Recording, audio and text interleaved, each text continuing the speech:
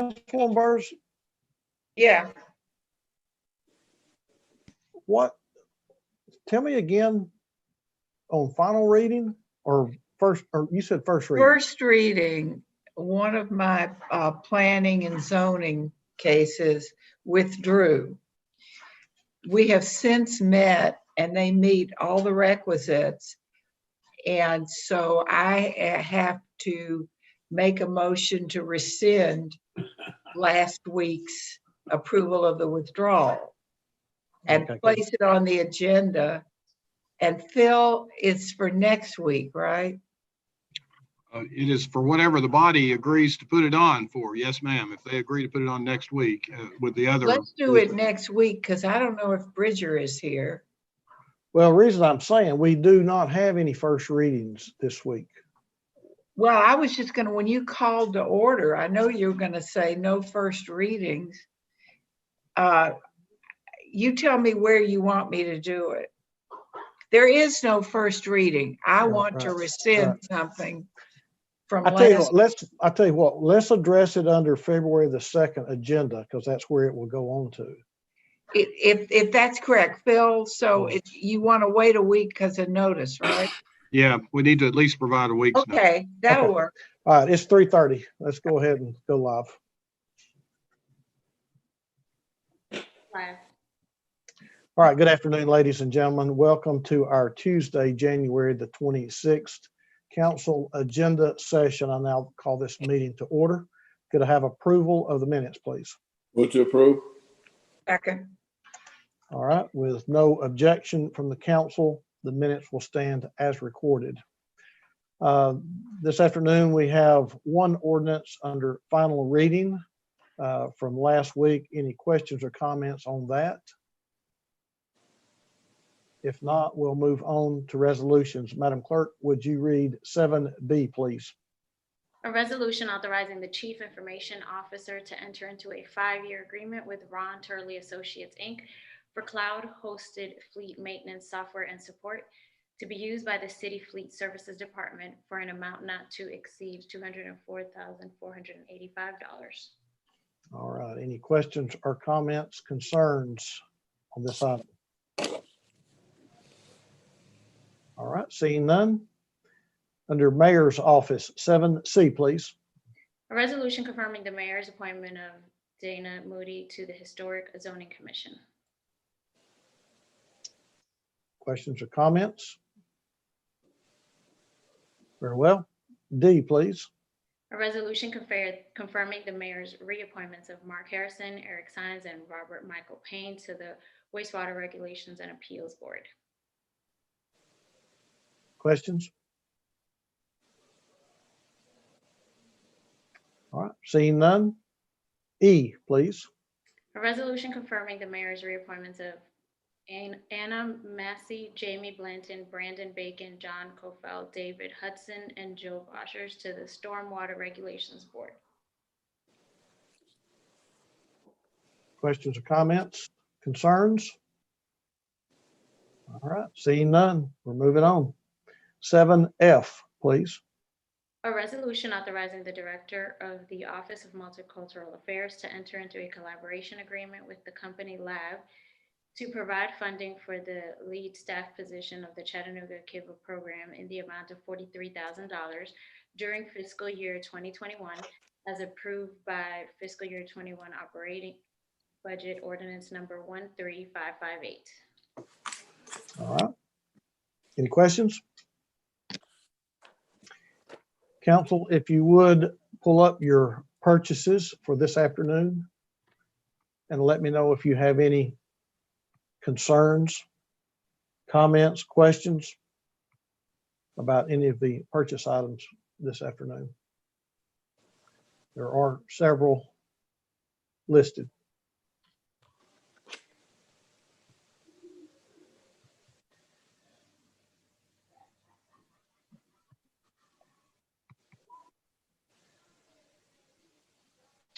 All right, I am seeing none at this time. If you do have some concerns later, please let me know. Moving to our February the 2nd agenda, if you would please pull up February the 2nd.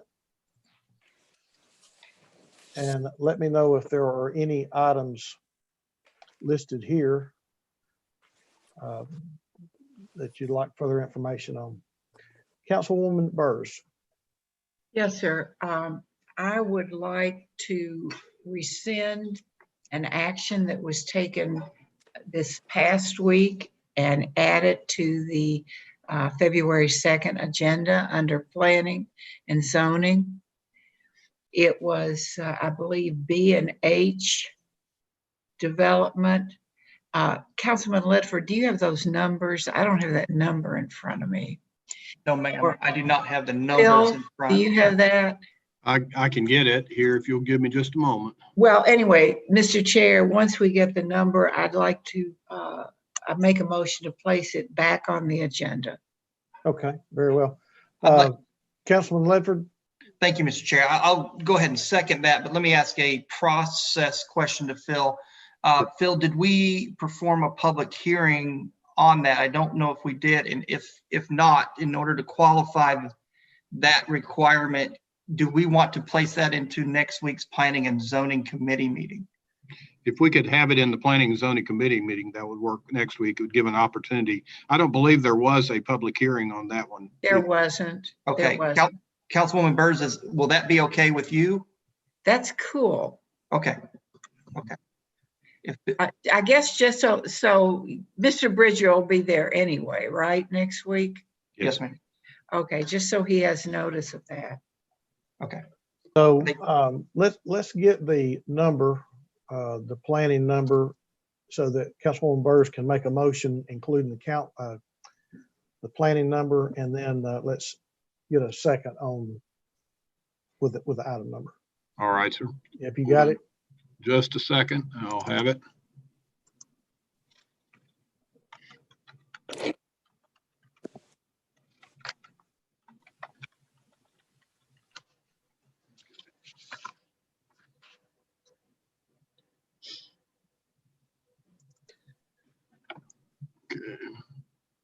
Mr. Bridger is on the call. Do we need to bring him in? Oh, well, good. If he's here, Locate that's that. great. Be fine. Madam Clerk, would you bring John Bridger in, please? The item is 2020-0179. And that's B and H. Yes, ma'am. B&H Estate Holdings LLC, and it's an R1 residential zone to O1 office zone. Correct. That's With the- what I would like to rescind and then bring up. Councilwoman Burrs, Mr. Bridger is now with us. Do you have questions for him or? John, I believe that's what we all agreed to, and you will be here next week, and will you notify them? They need to be present. I'll send him an email. Yeah, they haven't shown up twice now. I'll send him an email. Okay, Quick Councilwoman. question. Oh, And I'm assuming they need to register ahead of time, correct? I'll make sure they Yes, register on yes, the city on the website. Yeah, yes. got it. okay. Councilwoman Burrs, would you like to make a motion, including the planning item number? Give me that number, please, again, Phil. It is 2020-0179. Mr. Chair, I make a motion to rescind the action we took relative to case 2020-0179 last week to allow people to withdraw, to reinstate it and place it on next week's agenda. All right, we have a Second. motion on the floor with a proper second. Phil, I guess at this point, we need a vote from the body. Yes, yes, sir. Just to have that Point. action rescinded. Okay, Point of clarification, please. Councilman? Dr. Burrs, that case had a condition that came out of Planning Commission. Are you okay with that condition? Everything, yeah. Okay, just want to make sure, John, we have that condition. Yeah, Um, I'll have that presentation ready. Thank you, sir. And this is going into Planning and Zoning Committee. Yes, sir. All right, thank you. Madam Clerk, give us a roll call, please. Hold on, 1 second. Councilman Oglesby, is that a hand? That's concerning that's this? for another matter, Mr. Chair. Very well. Madam Clerk, roll call, please. Councilwoman Burrs, Yes. Councilman Byrd, There we go. Councilwoman Coonrod, She does not look to be present. Councilman Gilbert, Yes. Councilman Ledford, Yes. Councilman Mitchell, Yes. Councilman Oglesby, Yes. Vice Chairman, Yes. Chairman Henderson, Yes. unanimous. All right, very well. The motion is rescinded and it will be placed on next week's agenda. Thank you, sir. Councilman Oglesby. Thank you, Mr. Chair. I just want to bring to the attention of everyone that in today's ECD committee meeting, we will have a report on how the small business assistance funds will be dispersed. It wasn't on the agenda, but I just wanted to bring to the attention of this council that we will get a report on that. Okay. All right. Well, thank you, sir. Thank you, sir. Madam Clerk, you can excuse Mr. Bridger at this time. Is there anything else on our February the 2nd agenda that we need to address at this time? If not, council, would you pull up your future considerations? And while you're looking, Mr. Attorney, Yes. Yes, sir. I noticed that the McCamey Animal Shelter item that was on the future considerations was removed from there. It was placed on the 2-week agenda earlier. We took that off. Now it's not appearing anywhere. That is correct. So at this time, I'm going to ask the council, we had some questions last week about the resolution that was before us on the ECD. I guess I need to know if your questions got answered and if you are ready for this item to be placed on the 2-week agenda. I can respond to that, Chair, if nobody else has anything. Councilman Smith, Vice Chair. Thank you, sir. What I had raised on this issue previously dealt more with what the request was. And the idea was that this council, but the city in general had a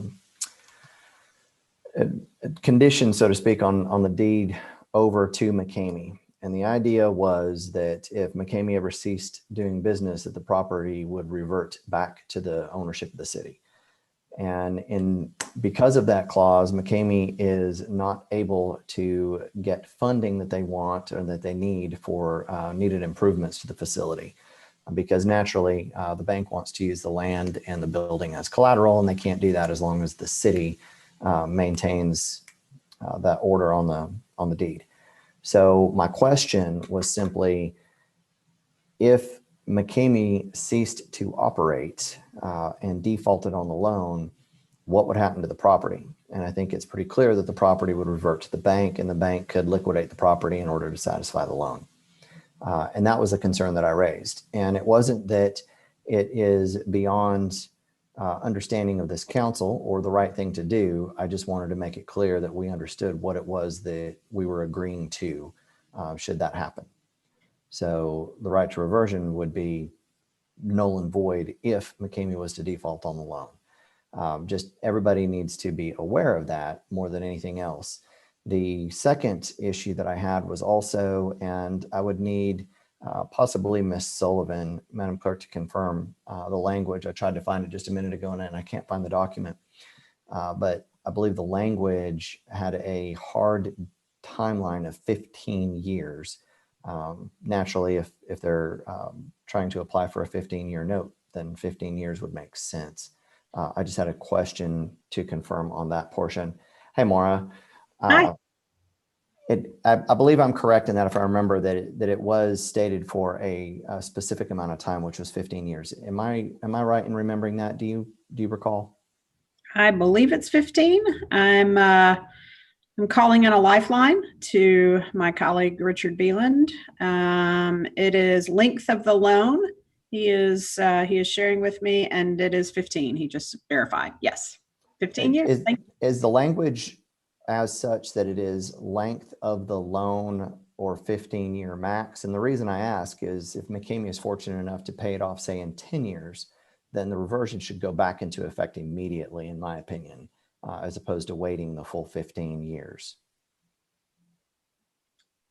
Phil, do you have, I mean, that is the way that it is worded, yes. But Phil, do you want to weigh in on that? Yeah, Valerie was dealing with the attorneys for McCamey in connection with this, and this was the negotiated provision that they got at that point in time that the bank was requesting. We can clearly at least request an addition that if there need to be a change of it being paid off earlier, then that would go away and the reversionary interest would come back in earlier. I think that may be in there already, Phil. I am double checking. Let me get a copy of the temporary waiver here. Okay. And we also have folks from McCamey here as well, if you'd like to speak with them. They're anxious to speak with you. I'm more than happy. I'm very familiar with the individuals, highly respect them. This isn't about McCamey or the need for the improvements. I think that's a given. This is purely semantics in the ownership of the property. It has nothing to do with doubting their intentions or the need at all whatsoever. I firmly believe in what they're trying to do. It's just a matter of the legality of forgiving the reversion for a solid 15 years based on a loan, and the liability is doing so. So I'm just making it clear that that's what we're talking about doing, so the council understands that. And I'm okay, Mr. Chair, if everybody else is, to go ahead and have it placed on the agenda. I would ask that the language be considered that it is during the duration of the loan, no more than 15 years, in hopes that it is paid off early, that we still close the gap and the whole intent of the reversionary clause is kept intact. Okay, thank you, sir. Yes, sir. Upon maturity of the loan on February 10th, 2036, this temporary waiver will automatically terminate, and the city's right of revision set forth in the deed shall be in full force and effect thereafter, is how it reads right now. And Phil, is there an easy way to state or if the loan is matured and paid off previous to that date? Yes, Okay. It can be added to that sentence. And I would expect that the bank wouldn't have a problem with that, since we're stating once the loan is matured and paid off, that would be sooner, which would be great, but you never know. Okay, thank you. Thank you, Maura. Thank you. Thank you. Chair. Councilman Mitchell? Thank you, Mr. Chair. Great work on the part of Councilman Smith, digging into the weeds a little bit, but it brought up a thought to me. How does this document, let's say they need to extend financing and they are going to pay it off a little bit later. How does that work under this contract with the bank? There would have to be another temporary waiver signed at that time, if that be the case, if it extended beyond that time period. Yes. So that'd be for future council to deal with. Yes. Yeah. Okay. Thank you, Mr. Chair. Okay, let me ask the council, is there any objection to having this placed on the 2-week agenda? No objection. Ms. Sullivan, I'm seeing no objection. Phil, please place this on the 2-week agenda. So on February the 9th? That's correct. Okay, sir. It'll show up. Yes. Okay, sir. Will. We're good with that, Ms. Sullivan? Yes, sir. Thank you so much. I sincerely appreciate it. Thank you. All right, Madam Clerk, you can excuse our guest. Any other items on future considerations that need to be brought to our attention? Okay, if not, Mr. Chair. Councilman Mitchell, yes. New hand, as they say.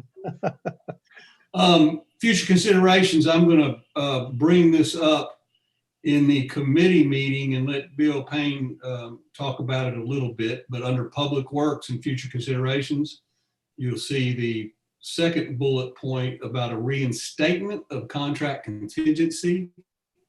And it's really a process situation, but it's a little bit, this one was done a little bit differently. And so finances let Public Works know that council is needed to take some action on this. And that's what that has to do with. And well, unless the council doesn't worry about it, I can have him bring that up in committee meeting and to explain it a little bit better than the wording, or we can just move on and deal with it when it's on the 2-week agenda. Sir, you address that in committee, how you need to, sir. All right, we'll go ahead and I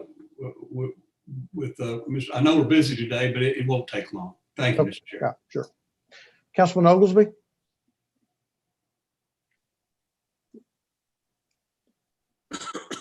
Thank you, Mr. Chair. I just want to prepare everybody that next week, strategic planning meeting, we're scheduled to have a presentation from LDO related to enforcement and some other related matters.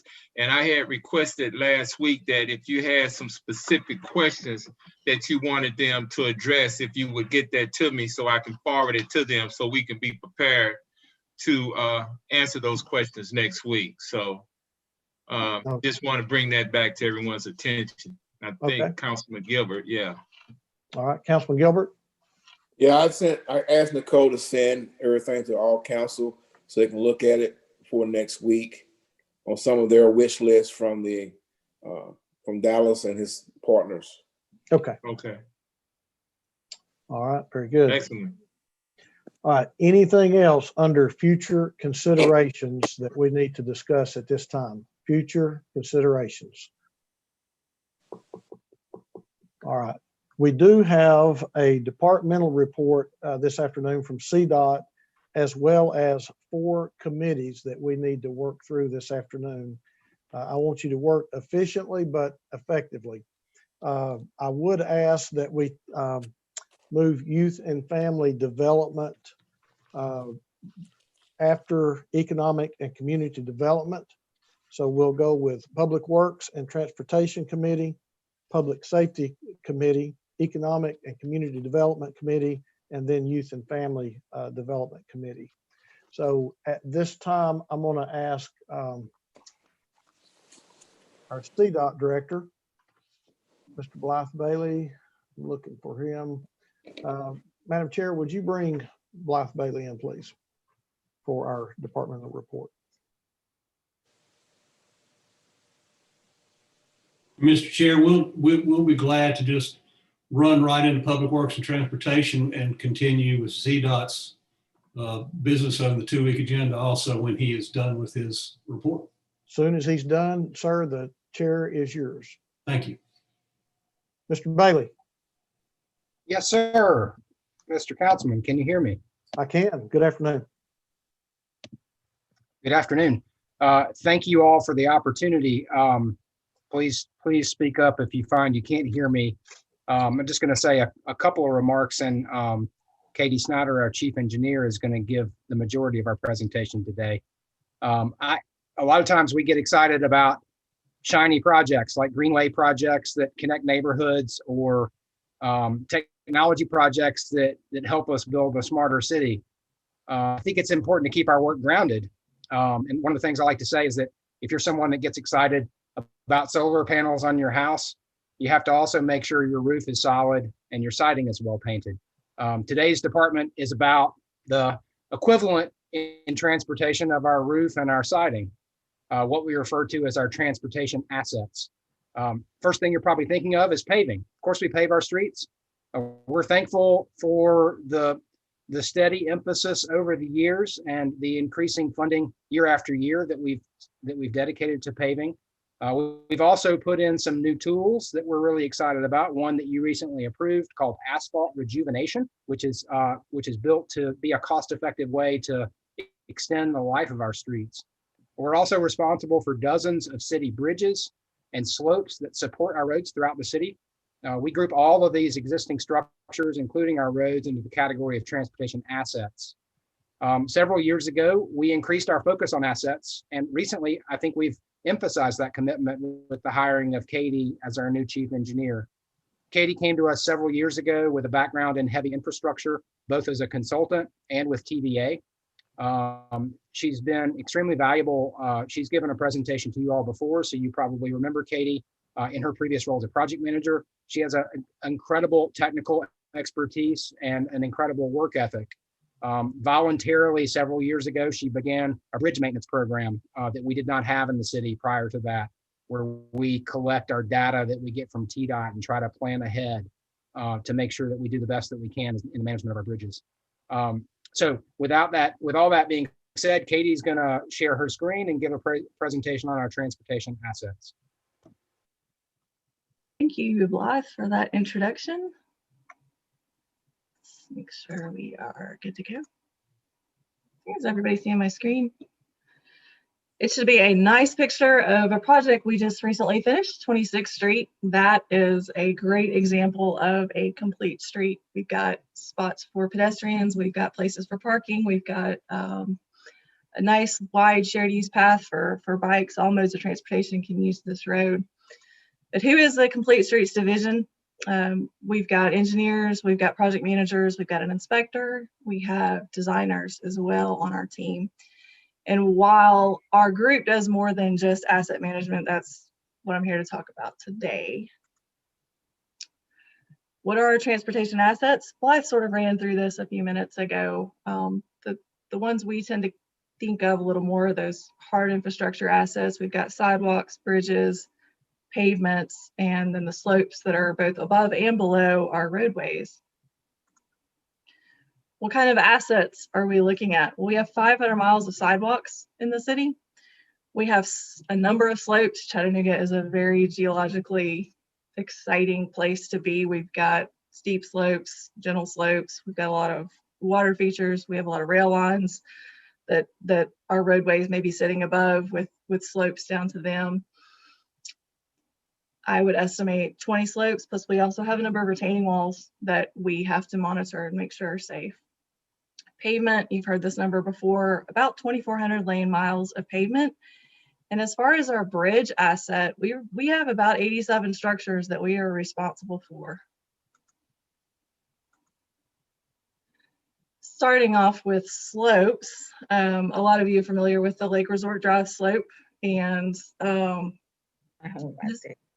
this really highlights our need to be very observant about what's happening around our roadways. Of course, the initial failure happened in 2019.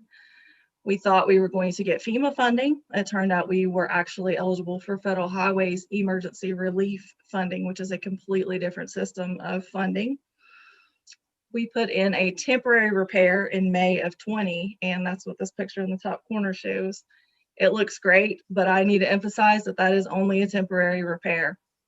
This slope will move again when we get another significant rainfall event.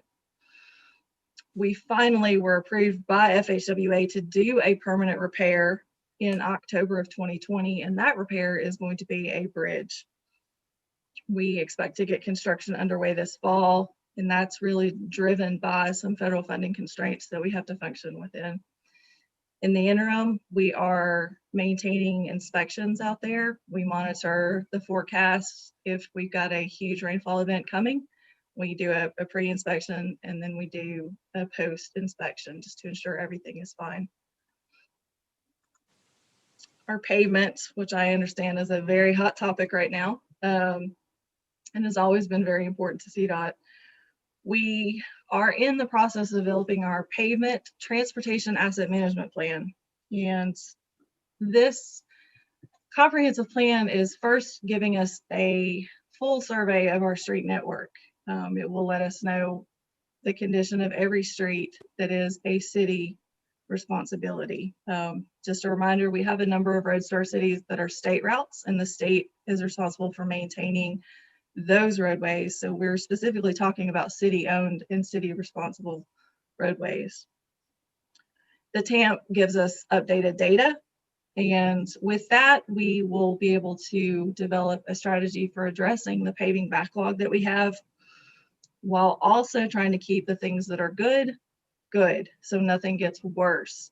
We've got a few tools that we can use. We can, in the more extreme circumstances, rebuild a roadway. A lot of times we talk about just resurfacing, which is what you see in the corner with the Tally paving crew out there. And we also have some other technologies that we can use to extend the life of our pavement asset. Our TAMP will be finalized this April, And with the data that we are able to compile in the TAMP, we will be able to do some strategic planning and contracting to maximize the efficiency of our available pavement funding. Just to highlight a success, we've had some mild winter weather lately, and because of that, we've actually been able to get a little ahead of our paving schedule. So that's always nice to see. Bridge management, and as Blythe mentioned, bridges are sort of my pet project. I felt like we could do better as a city as far as how we maintained our bridge data and how we approached our bridge program. Bridges are huge assets to our community. They're lifelines. They carry us over roads, they carry us over railways, they carry us over waterways, and our transportation network can't function if our bridges are not in place. So to that end, I did take on the task of trying to develop an efficient means for getting a large picture of our bridge asset. From that, we can develop strategic maintenance programs, and when we need to do larger projects, we'll be able to see that coming a little further out and do some better strategic planning. I included a pie chart here that gives you a snapshot of our current bridge system condition. We're doing pretty good. Over half of our bridges are good. Most of the others are fair. We do have some that are poor. We also have bridges in our city that are very, very old. So we're working through those. And then the one closed bridge is one that we are currently working on trying to get replaced. The goal of the system is, of course, to make sure that we can plan for everything before we become in an emergency response type of mode and have to do complete closures. One really good example of this is the Bailey Avenue bridge repair that we completed.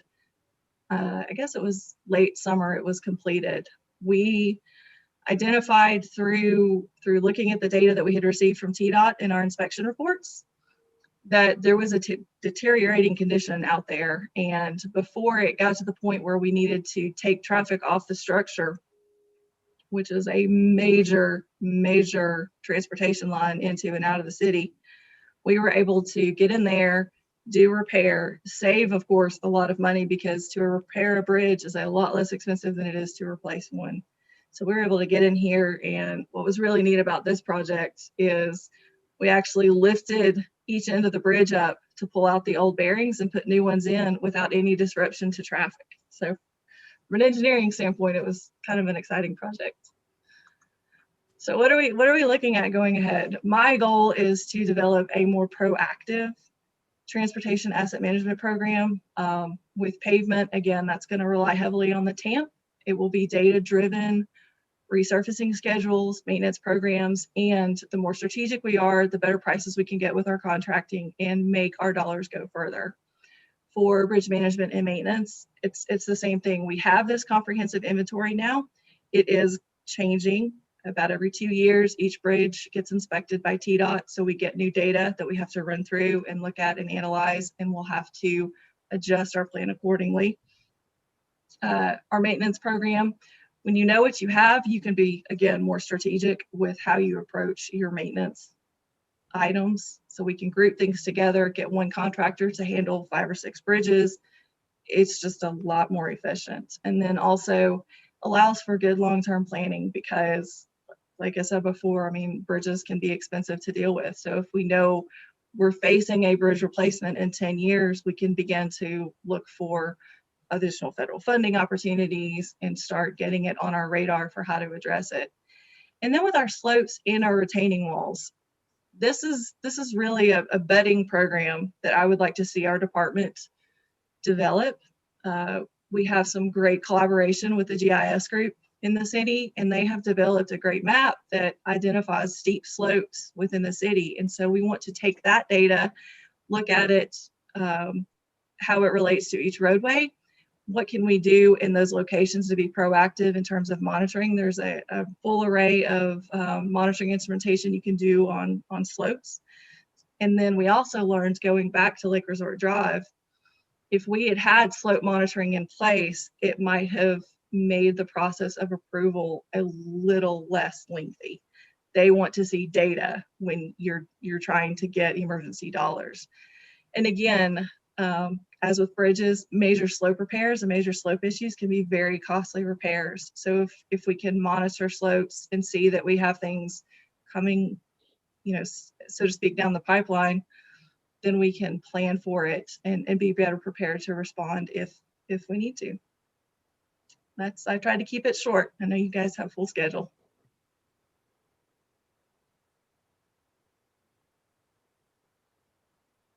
Councilman Mitchell?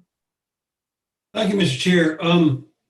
Great work, Katie. It looks like we're getting in much better shape as it relates to our bridges and our slopes and retaining walls.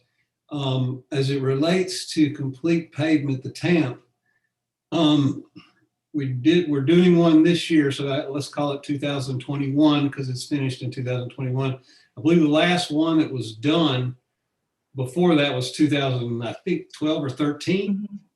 And obviously a lot of things change over that time, but it sounds like you're working some fail safes towards the slopes and retaining walls and bridge management. But what are we going to do? I mean, you said every 2 years for the bridges. What are we going to do about the TAMP that gets it, you know, has it happening more than every, 8 years or so? Right. Our TAMP will be constantly, in terms of the condition of the roadway assets, as functions are performed in our roadways, such as a street cut or things like that, those are now going to be tied into our roadway network monitoring. So we will be keeping an eye on what is happening on our streets. And we also know from our engineering data, there's sort of the degradation curve that you can expect in a road, depending on the volume of traffic it sees and things like that. So we know generally how those roads are going to deteriorate over time and can update our models accordingly. But as far as a full survey goes, you know, a huge full survey is a pretty big undertaking, and I think we're going to try to do them a little more frequently, but I'm not sure on the specific time frame that we're looking at right now. Sure, that was a great answer. I think what I would add, if I were you, the workmanship of the road repair when it is done, not just, and obviously cutting roads obviously does harm and damage to them, but I know we get warranties for when we redo roads for a year or two or whatever we can afford at that time. But I would suggest that some roads are done better than others when they are worked on. But that was a great answer, and thank you very much. And thank you, Mr. Chair. Yes, sir. Councilman Ledford. Thank you, Mr. Chair. Katie, great presentation. This is, I think, a huge step forward. And what we heard today, if you were on our strategic planning session, you heard a common denominator for all 9 districts. And that denominator keeps being repeated through the community survey and now through council. And that is the condition of our roads. So my first question to you is, you said the TAMP would be available or complete in April. When that is complete, obviously you will be able to share that with us and with the public, but will that have a dollar amount, a recommended dollar amount assigned to the TAMP, along with the TAMP moving forward for an annual budget and maintenance? That's my first question. I've got 3 more to follow up, and I see you're shaking your head because you can sense some priorities here from District 4. Right. So when we talk about the TAMP and we talk about how it's going to lay out our approach to paving in terms of which roads and how much and when, it's really a circular system We could create a document that says, if you give us $15 million, we'll have the road network ready in X number of years. I think when we, as a city, have to face our fiscal constraints, we end up really having to say, well, we would like to spend $15 million a year, but the reality is that we only have X number of dollars that we can spend a year. And so when we know the amount that we can spend, we are receiving a model in this TAMP that allows us to say, well, we have now, let's shoot a little higher, 10 million for paving this year, right? We put 10 million into the model. How much paving can we do with that? And which roads make that list, really, according to the data that we receive from the PCI. So it's circular. And again, if you tell me you're going to give me $10 million, when we go back and we look through the data, we want to take that 10 million, and we don't maybe necessarily want to take $10 million and do $10 million worth of asphalt down on the road. It may be more efficient for us to spend part of it on asphalt, for part of it on rejuvenation, and part of it on some other maintenance component of pavement management. So it's a question that maybe doesn't have an easy answer. If it was easy, Katie, everybody would do it. That's very true. My second question is regarding PCI. So I have a road in my district that you all are very familiar with, and I will advocate for it any chance I get. I have several, but this one, Davidson Road, obviously, has had a very horrible PCI rating and is a very dangerous road. We were able to make some progress on it through phase 1, and I believe CDOT is extending that on down as well this spring. But tell me or explain to me a little bit more about how the level of PCI, so for example, in the 70s is one condition, but once it leaves or once it hits a certain number, and I don't know what that is, it then becomes a critical line item to address. Can you talk a little bit about how PCI will play into what roads get paved when? PCI, the Pavement Condition Index, is a standard measurement tool for the condition of the roadway. It's governed by ASTM standards. And when the data when the field survey is conducted, right, it's conducted using those ASTM standards. And that assures everyone that everything is being judged equally, right? And so when we get the data back from that, we go through it, and I think there will be a little give and take ultimately in terms of maybe what gets prioritized here and there. But really what we're going to look at and lean heavy on, hopefully going forward, is what we get out of this survey. We're going to look at the physical condition of the roadways. I think another component is going to be functional classification. Is it a small road? Is it a main thoroughfare? Those types of things are also included in the analysis when the proposed list of roadways is generated. Very good. Chairman, I'm going to stop with questions now. I appreciate Katie's time and energy put into this. I look forward to continuing conversation. I think we're on the right step. Katie, I appreciate your hard work, your team's hard work. District 4, in this term that I've been able to have the privilege to serve, we have seen a 350% increase in paving in District 4. And I think that's because of the hard work from the staff working and listening to our constituents. And I think that a lot is a big reflection on the commitment that CDOT has into stepping it up for paving our roads. So I appreciate all the hard work. Thank you so much. Vice Chair Smith. Thank you, Mr. Chair. Katie, as everybody else has said, thank you very much. You didn't think that your presentation would be so short and then the questions would take off and be so long, but that is the way that we tend to do things. But thank you very much. There's a number of things that I would love to touch on, and I'll hurry through it because I know I've got 4 of my colleagues still with hands up. Thank you for the call out on the Lake Resort. Thank you for the breakdown of it. That is something I've been talking about for many, many years. And then we finally got that repair done. Most people don't realize that it is just temporary. So thank you for putting an emphasis on that. That was great. And I look forward to that continuing. So please keep me posted as those conversations go on. I would like to continue to be a part of those. But then also going back to the inventory for slope. Two of the worst ones are in my district, Lake Resort and Hamel Road. Hamel is another one of those that we had the federal funding, quote unquote, approved.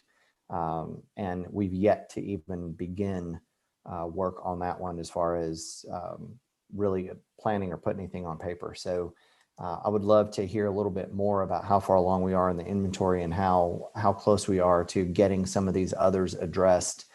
We keep putting asphalt on the one on Hamel and it keeps sinking every time we do. So it's becoming worse and worse. The cracks are longer and longer than they ever were when we first did the repair back in 2013 or whenever it was when we reconstituted and repaved it. So I would love to hear a little bit more on that one as well after this, or, you know, in the coming days. It'd be great if you don't mind reaching out and kind of giving me an update there. But super excited to see everything happening on Lake Resort. And I can't thank you, Blythe, and CDOT enough for getting that addressed. I really do appreciate it.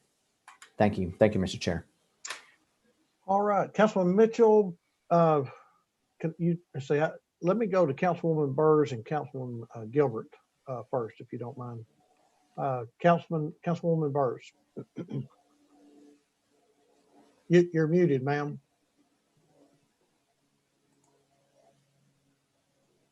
Okay, Katie, great report. Thank you so much.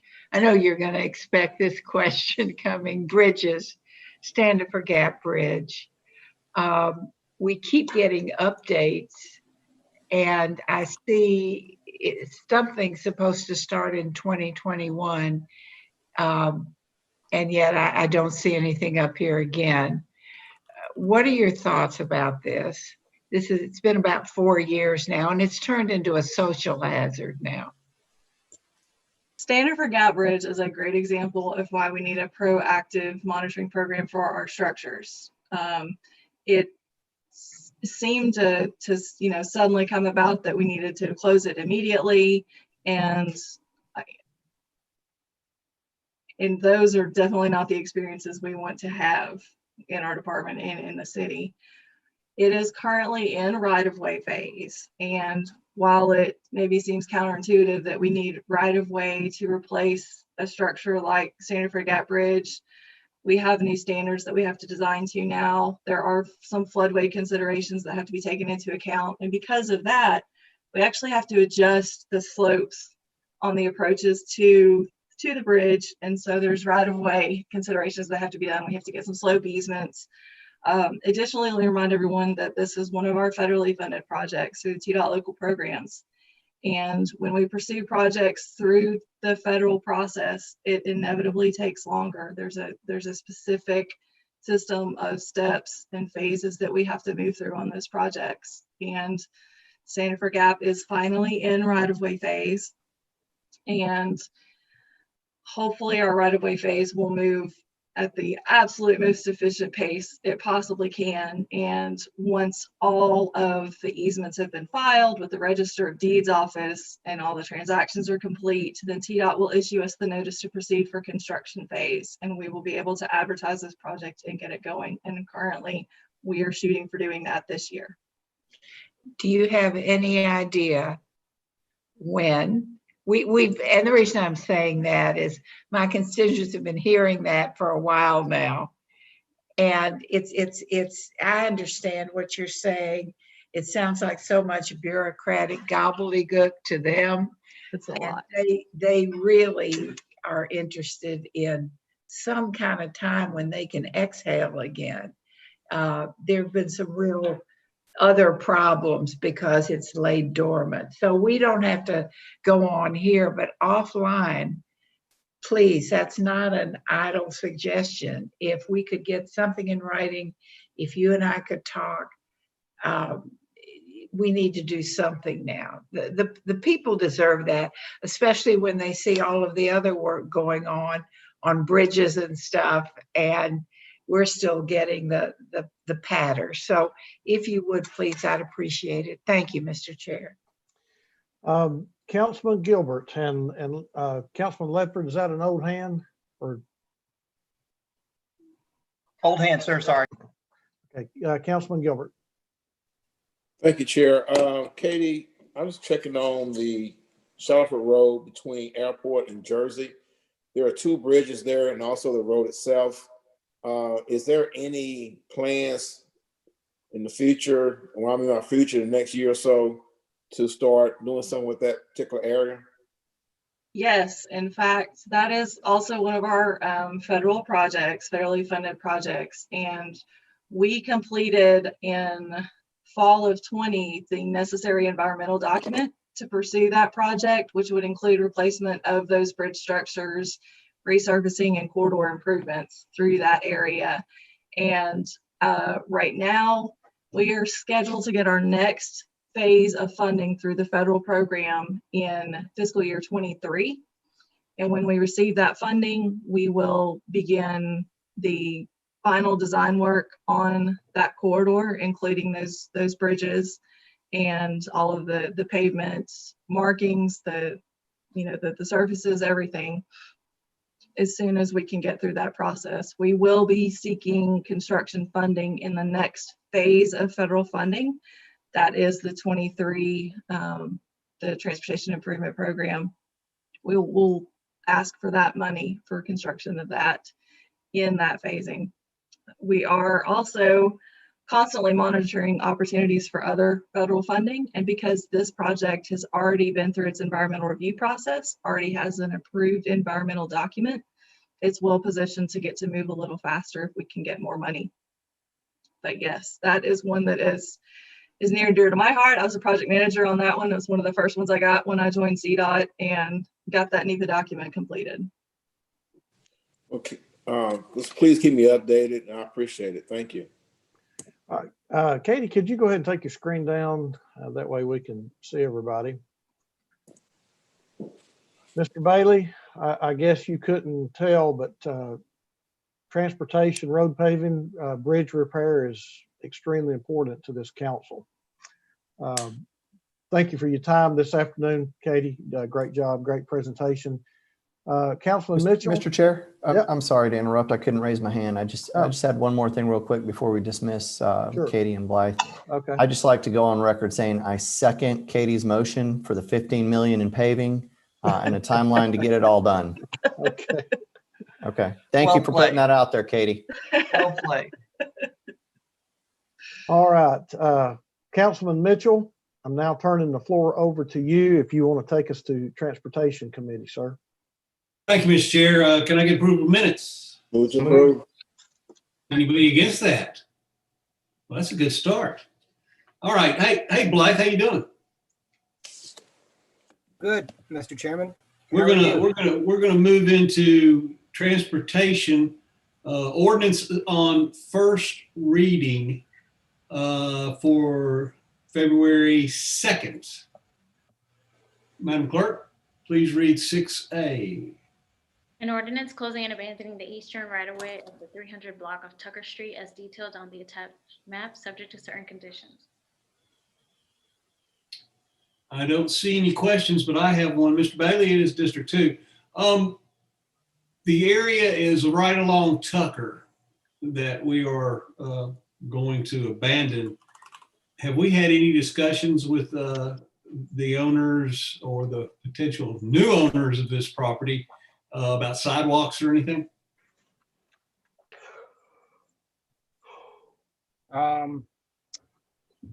No, we haven't, sir. We that's not part of our normal course of business, but well, I mean, is there enough room in the right of way, I guess would be a better way to ask the question, for future sidewalks if we're not gonna do anything about sidewalks on this property that we're abandoning?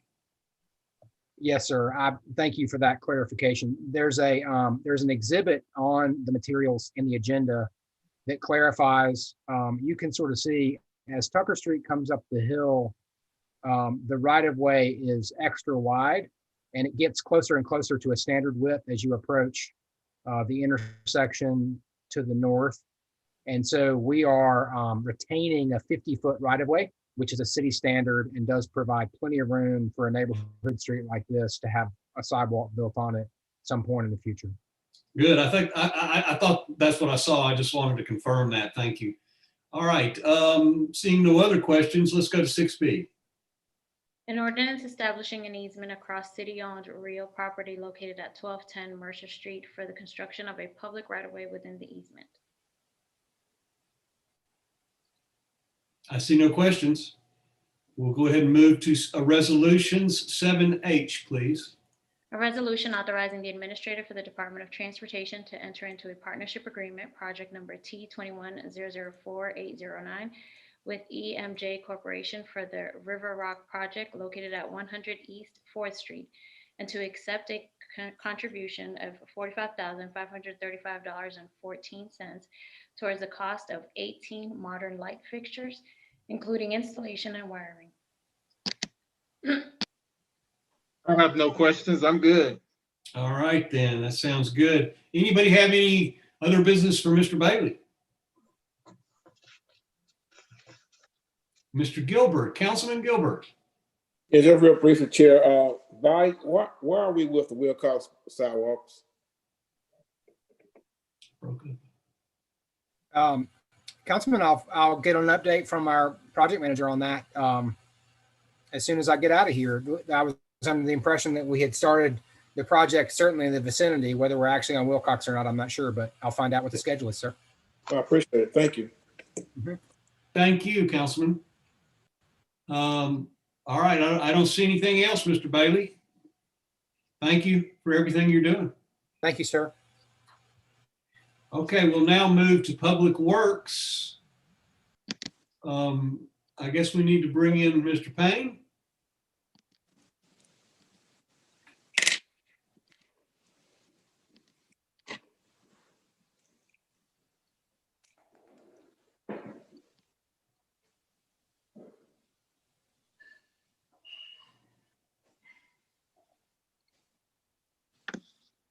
Hello, Mr. Payne. How you doing?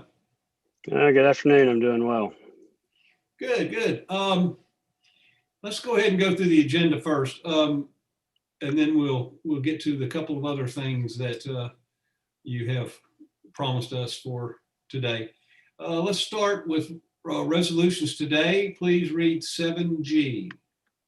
Resolution authorizing the administrator for the Department of Public Works to award contract number Y17005-202 East Lake YFD Abatement and Demolition Project to Complete Demolition Services, LLC of Carlton, GA, in the amount of $71,000 with a contingency amount of $7,000 for an amount not to exceed $78,000. Councilman Oldsley, are you ready for this to happen? You was reading my mind, Mr. Chair. Thank you for that. I will add that, Bill, I'm going to need to get with you tomorrow about the totality of this project and see exactly where we are with the whole thing. So let's connect tomorrow and I can get a complete update. And thank you for getting us to this point. Certainly, we'll be glad to do that. All right. Please read H. It has to do with something similar. Yes. A resolution authorizing the administrator for the Department of Public Works to award contract number Y17005-201 East Lake YFD Center renovations to Tricon Inc. of Cleveland, Tennessee, in the amount of $3,685,750 with a contingency amount of $365,000 for an amount not to exceed $4,050,750. Just waiting on it to get cranked up. Mr. Payne, is this a larger amount than we had originally for this project? You didn't want me to say that, Erskine? No, no, that's what my meeting's about with him tomorrow is about. Okay, I'll leave it there. Thank you. Okay, thank you. Thank you. All right, so we'll go to 7I, please. A resolution authorizing payment to Tennessee One Call Systems for 2021 utilizing the system of annual billing in the amount of $41,429.05. I see no hands, so we'll move right to next week. February 2nd, resolution 7D, please. A resolution authorizing the administrator for the Department of Public Works to approve change order number 2 final for CTI Engineers, Inc. relative to contract number W16021101 and BWWTP recycle pump stations and drain system upgrade, a non-consent decree project for a decreased amount of $335.45 for a revised contract amount of $542,943.24. See no hands. E, please. A resolution authorizing the administrator for the Department of Public Works to approve change order number 1 with Reeves Young LLC of Sugar Hill, VA for contract number W17004201, Chattanooga Wet Weather Combined Sewer Storage Phase 1, a consent decree project for an increased amount of $6,477,193.99 for a revised contract amount of $53,046,293.99 with a contingency amount of $2 million for an amount not to exceed $55,046,293.99. Chairman Henderson. Thank you, sir. Bill, this seems like a large increase and we're just getting started. Thank you, Councilman. It certainly is a large increase, particularly in terms of the number. This project has been going on for 22 months already. So this actually is a accumulation of many different things. Primarily, it breaks down to about $3.7 million, has to do with the handling of contaminated soil that is on the project. There is about $300,000 worth of unforeseen conditions because this was a previously developed site, and $2.2 million has to do with additional foundations that were required below these storage structures. We knew about roughly where the surface of the rock was due to some exploratory drilling that was done. However, the specifications for the foundations required embedment into the rock 10 feet, and it has taken a significant amount of additional drilling in order to be able to get to that depth. And then the last item of increase that is included in this contract is a claim from the contractor regarding some stop work orders and delays that were associated with those from the beginning of the project due to some issues with the contract when it was initially awarded. However, how much was that? How much is that? $656,000. And then additionally, the last item, we have actually clawed back $164,000 from the contractor to cover for overtime that was required of our on-site RPR on the project because of the contractor choosing to work overtime on the project beyond the stated hours in the contract. So we have pulled back $164,000 for that. When's the complete date?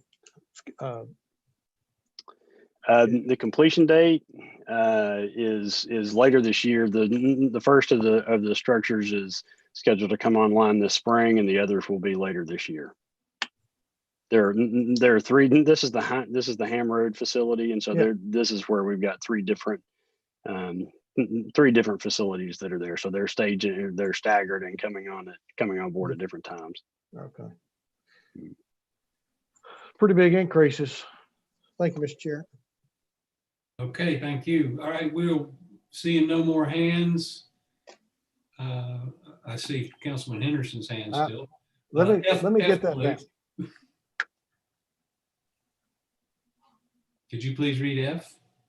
A resolution authorizing the administrator for the Department of Public Works to award contract number R17004201, Greenway Farms New Conference Facility to J&J Contractors, Inc. of Chattanooga, Tennessee, in the amount of $1,577,600, plus a contingency amount of $150,000 for an amount not to exceed $1,007,226. Councilman Smith.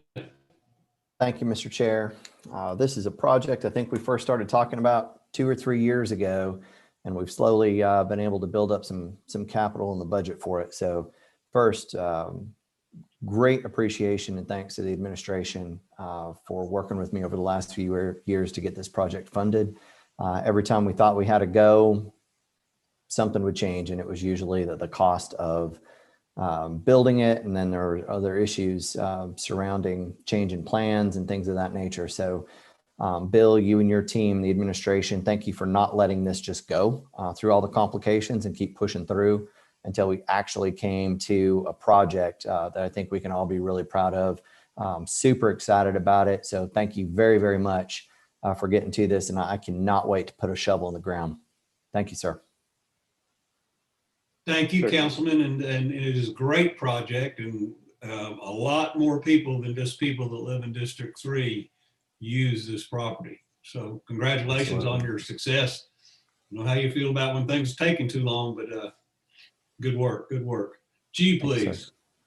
A resolution authorizing the administrator for the Department of Public Works to award contract number R20-017204, Summit of Softball Complex Improvements from the Easter Tornado 2020 Backstop Area and Outfield Netting Replacement to Premier Fence LLC of Murfreesboro, Tennessee, in the amount of $195,472.62, with a contingency amount of $20,000, for an amount not to exceed $215,472.62.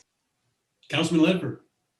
Chairman, Bill, is this the last of our contracts for Summit? Yes.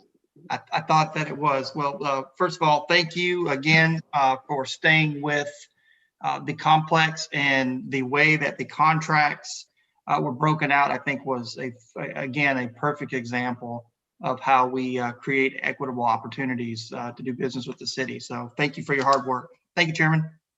Thank you. All right, we're going to run just real quickly, and Madam Clerk, you don't have to worry about it. Go back to future considerations, and this has to do with the Citico pump reliability improvements.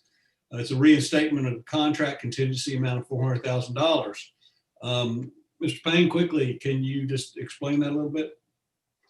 Yes, sir. The original resolution authorized a $400,000 contingency amount in 2018. There subsequently has been one other change order on the contract, but the resolution in our department's submission of that item for the agenda wound up not clearly incorporating what the amount of contract versus contingency amount needed to be on that.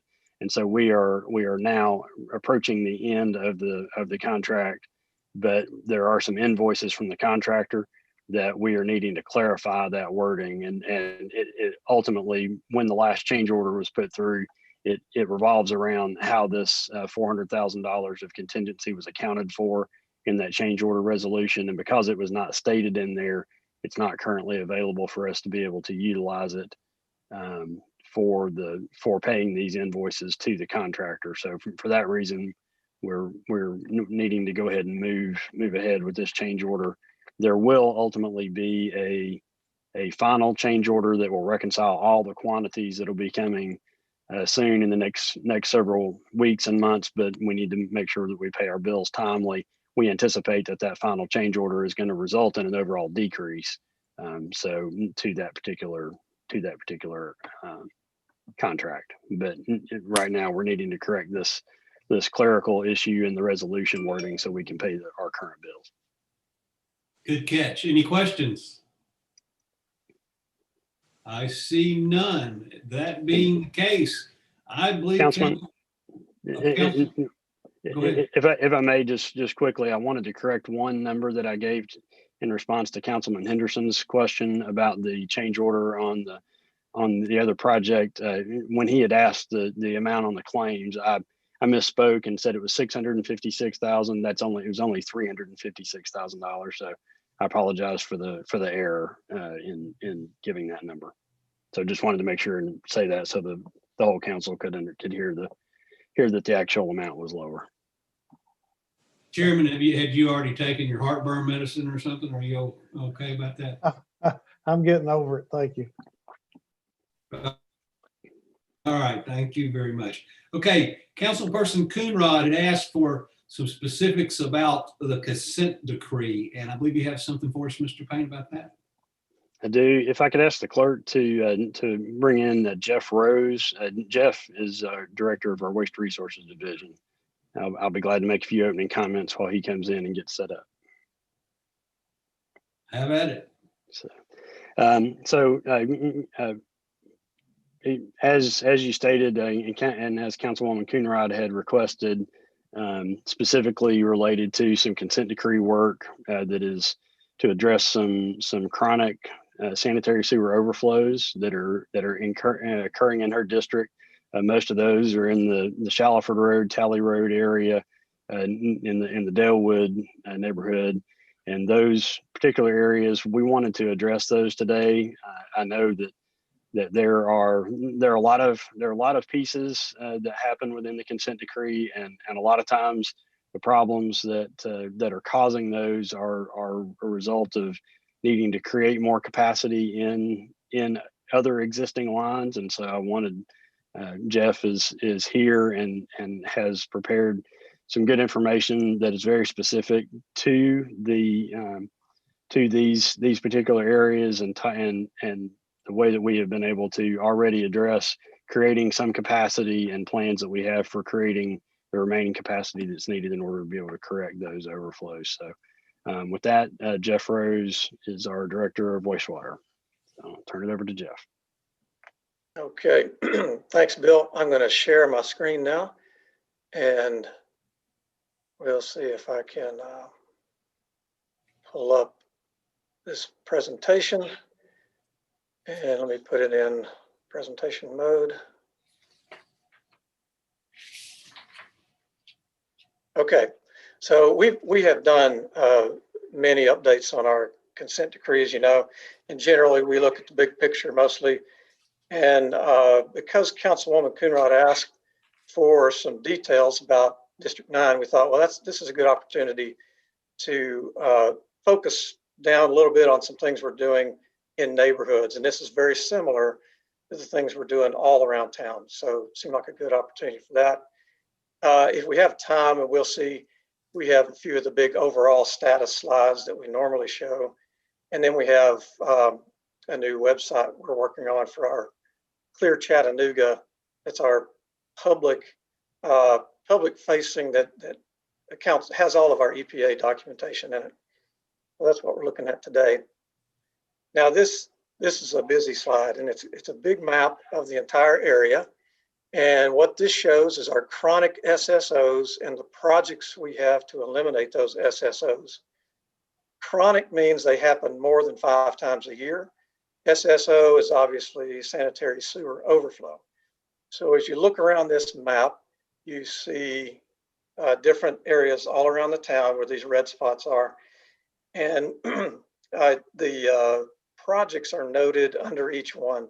Several of them have the same project. So several of these projects affect different areas because things are so hydraulically connected, so that, you know, what we do down at the plant, taking more water down at the plant, helps us to reduce overflows, say in District 9 and other places. So this is a map we look at a lot, and we want to focus in on District 9 here to just give you a picture of what happens further down, you know, more focus in the neighborhood. So we have 4 here in District 9 we're going to look at, and you can see they're on, some of them are on the edges of other districts. So we have $154 million in projects that affect these specific chronic SSOs. And we're going to take a look at those. The first one is, we call it number 7. You can see the red lines are lines that are limited wet weather capacity. So before we started the CD, these lines were full a lot because they're down near creeks and things like that. And just a lot of water was running in. So we did some initial projects, 6 initial projects in phase 1 of our consent decree for $53 million, which lined some of these big interceptors, and also repaired some pump stations and did some work inside some of the communities, some smaller lines, and we were able to enhance the wet weather capacity of this drainage basin out here. One problem was we didn't do enough though to eliminate this Tally Road Wilcox chronic SSO. And so in order to do that, you'll see on the side here, let's see, take the thumbnails down. 2 more projects are in design, and you've heard us talk about this E2I2 SSO abatement program. We will be storing 40 million gallons of wastewater in above ground basins at these EQ stations, one up around Lee Highway and then one's down there around the interchange of 24 and 75 down below the interstate. The construction is to begin in 2022 and be completed in 2024.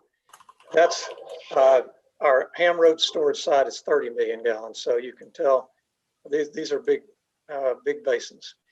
And what that does when we complete those projects, we see that now capacity is restored in this line that leads to the Tally Road, Wilcox Road, chronic SSO.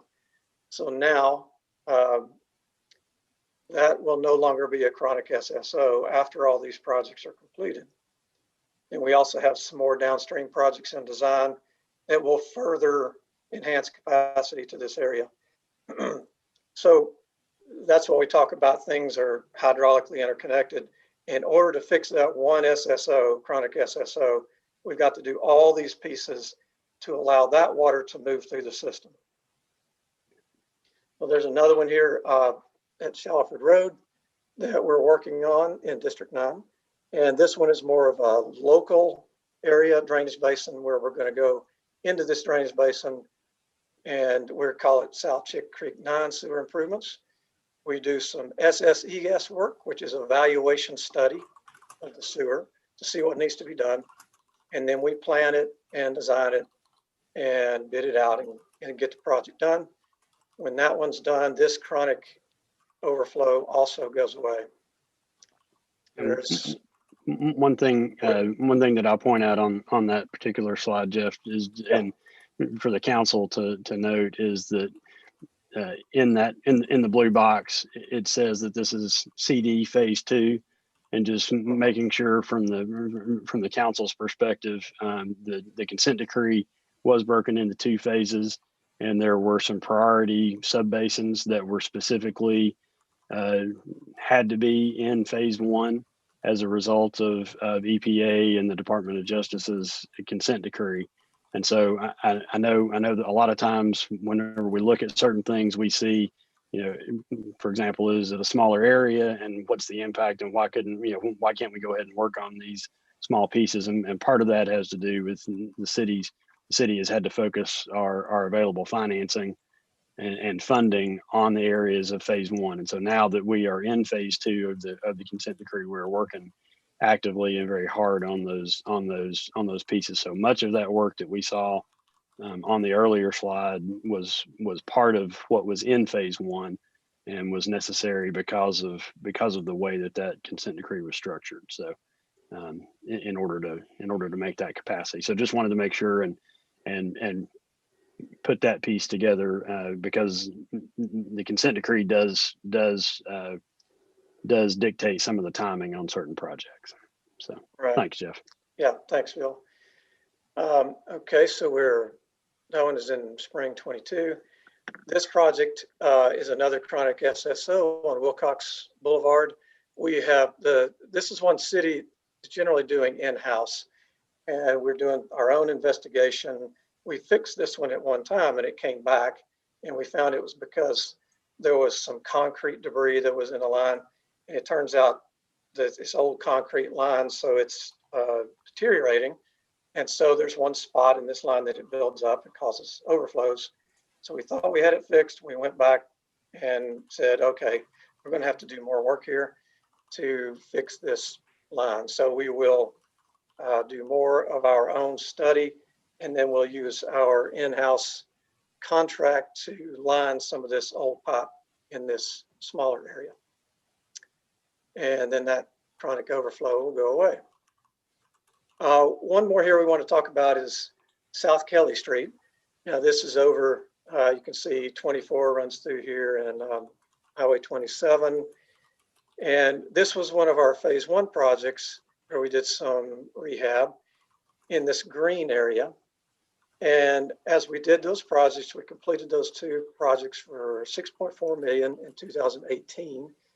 And the result of those was the 23rd Street, this one particular overflow was no longer chronic.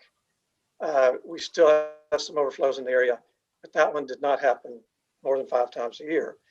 But what we realized is we still have some overflows here. We have South Kelly Street, which is still chronic. So we decided we would do 2 more projects. And what these are in the orange, you see, and we call it the Dobbs Branch Basin Improvements. And it's 2 projects in total. They are 16 million scheduled to be completed in 2021. And if you drive around out there, you'll see some of what they're doing out there. But as we complete this project, these 2 projects, we anticipate that South Kelly Street will no longer be a chronic overflow. And we did some initial flow monitoring in the pipes around these areas. And we want to show one graph here that describes that flow. And this graph's total rainfall that we have, you can see 1, 2, 3, 4, or 5 inches. And that says when we have that amount of rainfall, we observe a peak flow of in the pipe. So for example, at a 2-inch rainfall, we were seeing just over 1 million gallons of peak flow in the pipe. This was done before any rehab was done. The first project we did some rehab, some post-rehab monitoring, and showed that we eliminated the South 23rd Street chronic SSO and achieved about a 24% peak flow reduction, which did reduce some SSOs and overflow. But again, we realized that's not enough. We need to do more out there. So this particular project that's coming up now is the $16 million project. And we're estimating from our modeling, our sewer modeling, that we'll be able to achieve at least a 25% additional reduction in peak flow in those pipes, which will allow us to eliminate the South Kelly Street chronic SSO. So that is the presentation here for now. And are there any questions? Could you take your screen down, please?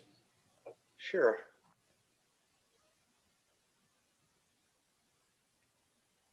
Councilperson Coonrod.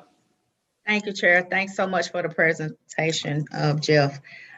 So phase 2 for 2022 is when you all will start. When is the expected completion date? For that one Dobbs Branch project, is that, or, well, now I'd have to look back at the slide, but I think, well, the Dobbs Branch project is the biggest one we have. It should be completed in fall of this year, actually.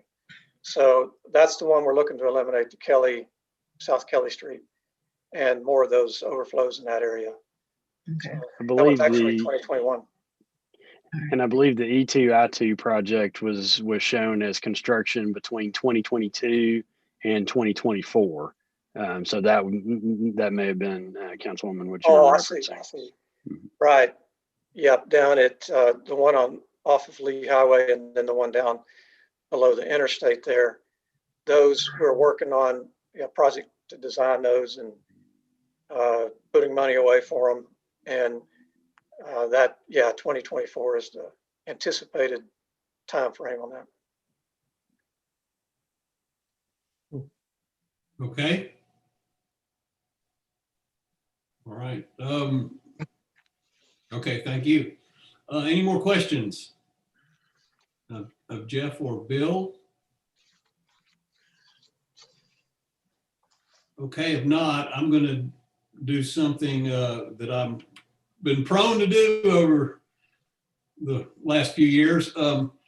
I need some guidance from the council, not today, but with the yearly increases in stormwater fees, I have received actually several communications from different churches in District 2, and they're bringing up are we going to have to bear this load at basically 10% a year, or can they get some kind of break? I'll just say it, some kind of break with that. And of course, I know that we've spoken about this before. It's been spoken about since the beginning of stormwater fees. So, but maybe in a couple of weeks, if you give that some thought, and I'll come back to you in the next committee meeting and get your feedback and input and see if we can either go in a direction or put it to bed. Certainly. Okay, I see no more questions. So, Mr. Chair, I have nothing more today from Public Works and Transportation, so I'll turn it back to you. Thank you, sir. We are approaching the 5 o'clock hour. We still have 3 committees left, and we are going to go to Public Safety Committee at this time. Councilman Byrd. Thank you so much, Chair. Welcome to Public Safety Committee. May I have approval of the minutes? Second. All right, thank you. When we first got the park committee together, it was imperative, I know on my part, I'm sure on the council's part, to make sure that we get quarterly meetings to have a better understanding of how park works with our CPD, and how we can best assist park in giving them the tools that they need to do a wonderful job for our constituents. And right now, if you can, Karen, I think Ms. Kay Baker is here, the chairperson for park. If we can bring her in.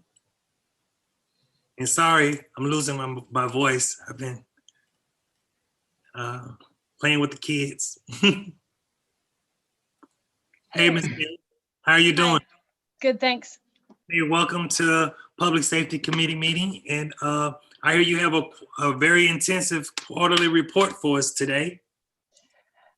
Well, it's the first one we've ever done, so you know we just went with what we had.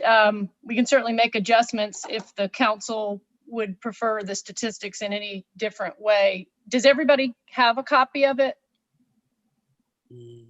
Does everyone have a copy? No. No one. No, Okay. it does. All right. Well, I emailed it to Councilman Byrd and the chair because I didn't know how this worked, having never done these reports before. But the quarterly report, I'll read it, and then maybe they can share it later. The quarterly report, it's a January report. It covers October, November, and December, all the cases that we heard. And category 1 is case statistics. Basically, we reviewed 36 cases involving 42 officers. So some cases might have more than one officer. I broke them down into cases that were driven by a citizen complaint versus an internally generated category. So of the 36, 21 of the matters were generated by a citizen filed complaint. 15 were generated from an internal review that resulted in concern over a possible policy violation by the chain of command. In the 21 citizen-generated complaints, in 10 of those cases, the chain of command found a violation of policy, at least one. Some cases might suggest there might be more than one policy that was violated, and they review any and all potential policies that might be violated. So in 10 of the 21 citizen-generated complaints, the chain of command found at least one violation of policy.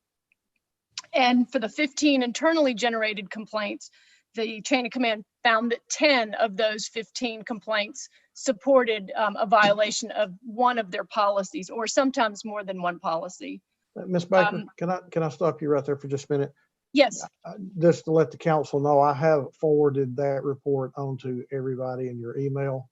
And my apologies, I didn't realize that I needed to forward that on when I received it. but go ahead. Thank you, Chair. So they're pretty consistent when whether it's a citizen-generated complaint or an internally generated complaint. In 20 of those 36 cases, which is 55.55%, the chain of command found a violation of policy, at least one. Then the next category were how often did the park committee, by majority, sometimes it was unanimous, but it was always by the majority decision. In how many of those 36 cases did we agree with the chain of command recommendation, whether it was a violation or not? And in 35 of the 36 cases, the majority of the park board agreed that there had been at least one violation of policy. That's 97.22% of the time.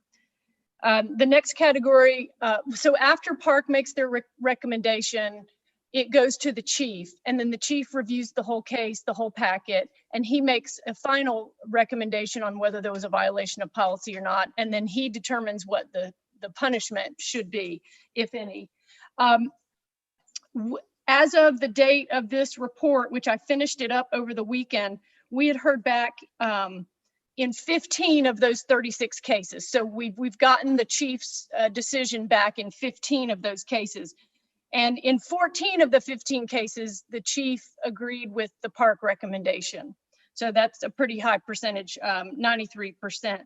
And as he works through the recommendations, they're submitted to the chair, and then I update the council or the committee, and I update our statistics for the next, for the next meeting. The second big category is a combined category of concerns, policy recommendations, and requests. And there were three matters that were brought up by various committee members. We've only had the one time where the chief disagreed with our recommendation. And one of the members wanted to know if the chief could maybe explain how he came to his decision so that we might better be educated for future cases on why he disagreed with us. There might be something in the policy that we missed, or we just disagree, and that's fine too. So that was one of the recommendations, or one of the things that came up. The second and the third involve electronics, body worn cameras and car cameras. So I'll do the car camera first because it's easy, but we had at least one case where the car camera that the officer was assigned that shift was not working properly. It was not an operator error. It was a technical issue. So we did not have car camera footage to review. And, in some cases that might not matter. We did have the officer's body cam, so we could see what happened after the contact took place. But if we had had the car camera, we felt like we might have appreciated a little bit better what led up to that contact between the officer and the citizen. And so, I think that's a budget issue potentially, but we just wanted to put that out there that we do appreciate having the car cameras and the body cameras, because if it's your word against the citizens, cameras can add a lot to the context. Tone, you can hear tone, you can see facial expressions that doesn't always come out in a written report. So that was the car camera issue. And the suggestion, and you'll be able to read this, is we were wondering if an officer, if he shows up and he's going through his checks, if his equipment's working, if he has his flashlight and all of his equipment, if his car camera is not operating properly, whether he or she would be able to get a car that does have an operating system. And we have no way of knowing what their, how many cars they have available or anything like that. So that could be a budget issue with the police department. The body cams, same situation. We had an instance where the officer was assigned to one of the regulatory boards, which monitors the beer board and licensing, restrictions and requirements. And under their policy, he is not required to wear a body camera. he ended up being involved in a situation with a citizen, and it resulted in a complaint. We did not have any body cam or car cam from that footage. And again, I don't necessarily think either one of those instances were deal breakers on the case itself, but it just made us appreciate that without footage, sometimes we miss context in our review. So those were the 3 areas of concern that we had so far. Obviously, body cameras and car cameras, we can't dictate what people do on their personal time. This is all when people are working and in uniform and on the clock. That goes without saying, but I wanted to mention that. So that's the report that we have. And maybe once you've had a chance to look at it on paper, you might have another question later on. I'd be glad to come back if I need to at any time. Thank you so much, Ms. Kay. That was wonderful. I know I have, just from you explaining and what I read over, I definitely have some questions, and definitely would like to reconvene again. But at this time, Councilman Gilbert. Sir, your mic is off. Thank you, Chairman. You did a great Sir, report. oh. Can you hear me? I can hear you. Thank you for that report. It's a really, really good report. But we need to do some follow-up to help them, because first of all, if a car is not working properly, what procedures do they have to make sure that all equipment is working properly before they go out? That's one. If it's a budget thing, I think we as the council can render that for as cars, making sure the cameras are working, because she's correct. With a camera, you can see what's going on and have a better understanding of what the situation is. So I don't know, the chair, can we set up something with the chief or whoever, the chief, to ask what's going on with the cameras, with the cars? Is it a public works situation? Because I know we just passed X amount of dollars for them to put new equipment into new cars, but where are we going to go with the old cars? I think that's 100% on point, that we definitely need to do a follow-up meeting with Chief Roddy or someone that can answer those questions for us, and see what would be the process of us getting to that point to where Ms. Kay and her team questions can be answered, or if we have to suggest the policy changes or things of that nature. So I would talk to Chairman Chip Henderson to see when we can do a follow-up committee meeting to then talk to the Chief of Police to address some of these concerns. I appreciate it. Thank you, Chair. Thank you, sir. Councilwoman Burse. This was for Kay. Hey, Kay, sorry. Great report. So I have not seen a copy of the report, but I noticed when you gave your report, and so I missed it, that you didn't mention the type of complaints. Do you have those data? Yes, ma'am. Well, not in the report. I didn't break down all the 36 cases and the different violations of policy that were being reviewed. I mean, pursuit policy, use of force policy, Right. Discourtesy, improper procedure. I mean, those are just a handful of the areas that we looked at. But no, the report doesn't break down which policies are being reviewed. One of the things, the only reason I bring it up is that one of the reasons PART came to be was because of allegations of discourtesy, pursuit, unjustified force, this sort of thing. So it may be a good idea for us to get the kind of what kind of complaints they are, not the details of the complaints, but what you're really looking at. That's all I had. I didn't want to take it any further than that, but it might be a good way to report, Chair Byrd, because of the reason the park came to be to begin with. So thank you. Thank you. Ms. K, I think like maybe when you said unlawful force, or we had so many counts of use of force. We had so many violations. Not really violations, but complaints of such and such. And I think that repetitiveness would also help us out a lot too, because every time you do this quarterly report, if we keep hearing constantly, we had 8 cases of use of force. Then the next report, we had 12 cases of use of force. Then that right there would give us even a more narrow scope to work with. So what you think about that, Ms. K?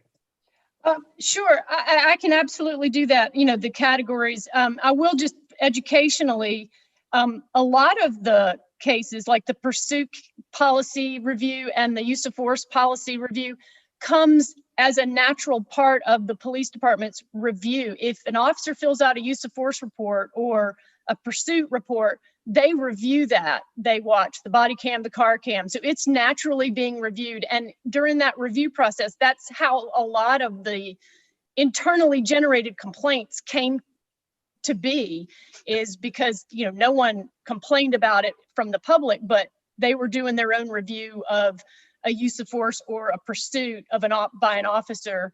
And in the review, they might have seen something that required further a look at. So in not every complaint about a pursuit or a use of force results in a sustaining vote, meaning we saw a violation. So do you want me to break it down even further in the general categories? And then let's say we had, in the next report, we had 10 use of force complaints, but only 5 resulted in chain of command and park sustaining the policy. Because if you just said there were 10 use of force complaints, well, that might make someone think that there were 10 instances where a police officer improperly used force, but after the review, there were only 5 instances of the 10 where there was a potential a violation of the policy itself. So would that be helpful, or would that complicate it? Councilwoman Burrs? Well, yeah. So you said some things that were really interesting. They don't just have to show negative things. If the police department internally found some stuff that was wrong and reviewed it and corrected it, that's equally important. It's not trying to get bad guys one way or the other. It shows that the police department internally is taking our concerns seriously, and that you may have agreed or disagreed with some things. I'm not sure as many bad things are going on as we need evidence or data of self-review. So, anything that you can do like that, I think what you just mentioned is exactly what I'm talking about. So it was found to be alleged use of force. What happened? It never made it to us because police department took care of it already. It's that kind of thing. Yes, ma'am. Thank you. Councilman Jerry Mitchell. Thank you, Mr. Chair. If I could maybe make a couple of suggestions. One simple one is Mr. Chair, if you would get the committee to submit the report to the clerk, because she is very adept at circulating the reports, and especially in advance. The other one would be, and of course, I think this is probably for Mr. Attorney. This is a volunteer board, and could your group help with the formation and form of the report to give us some of the things? And I 100% agree with Councilperson Burrs, everything she said. So could you help with the development of a form that would make it easier from a reporting standpoint for the committee? Yes, sir. Currently in the code, it just says that the report will contain statistics and summaries of citizen complaints and a comparison of the committee's findings with those of IA along with the actions taken by the chief. So we can do that type of documentation for you or anything else that the council would request, but that's what we got in the code right now. I think as we go, we don't know, well, I'm not gonna say we don't know what we don't know, but I'm gonna say we probably don't know exactly what we want yet until we start seeing examples.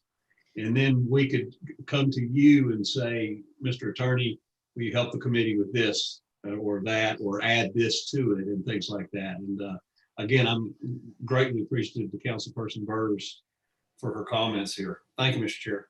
Sure. Any of those items to the form that you want us to add, we'll put them in. Councilman Darren Leffert. Thank you, Mr. Chair. I just wanted to say thank you to Ms. Kay and the entire park.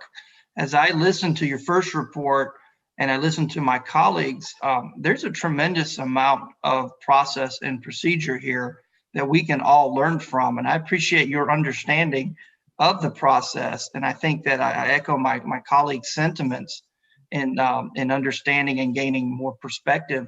I think this is I know it's a freshly minted committee, but I think it's starting off very well, and I appreciate every one of you volunteering to do this. It's a lot of hard work. I can see that. Thank you. Thanks. Thank you.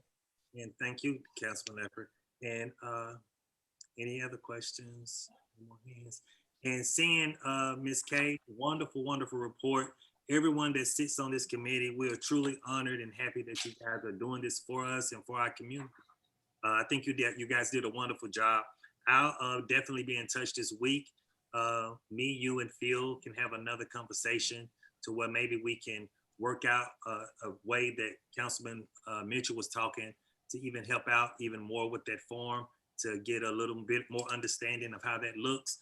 But one of the main things is what Councilman Darren Leffert said about process. I think we're building the foundation to make sure that this process doesn't fail the people.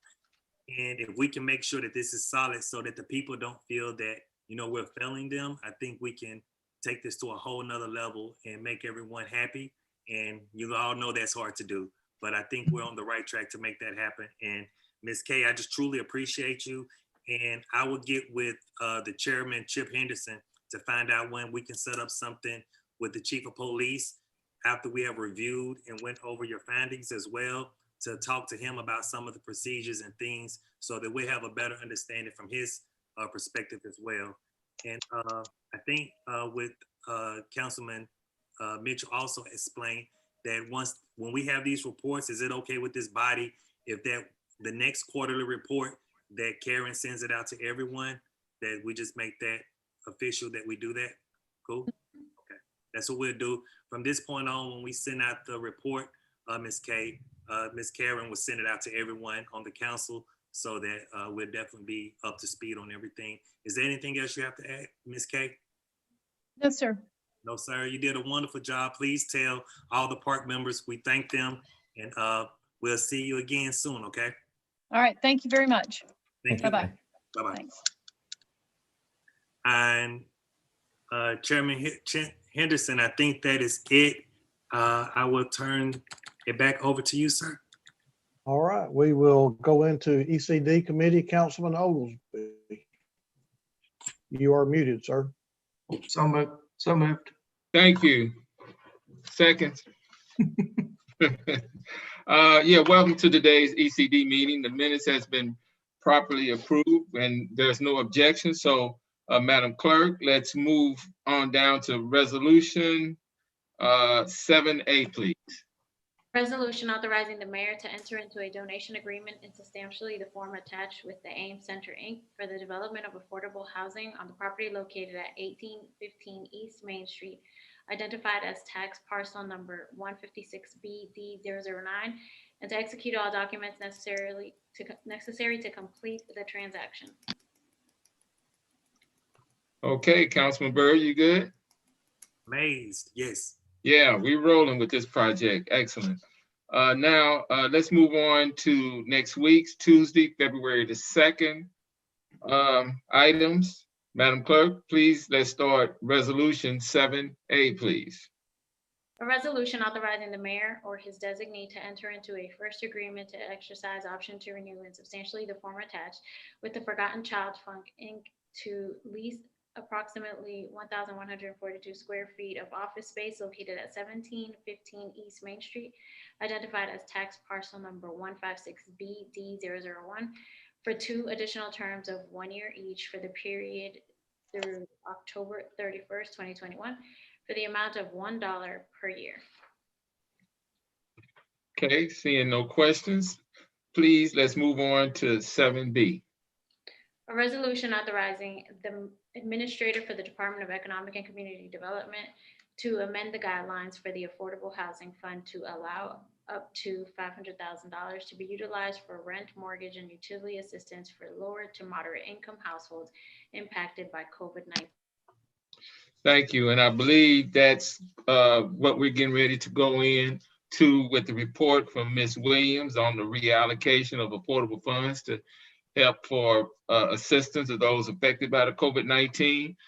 Madam Clerk, would you please bring up Ms. Donna Williams, please?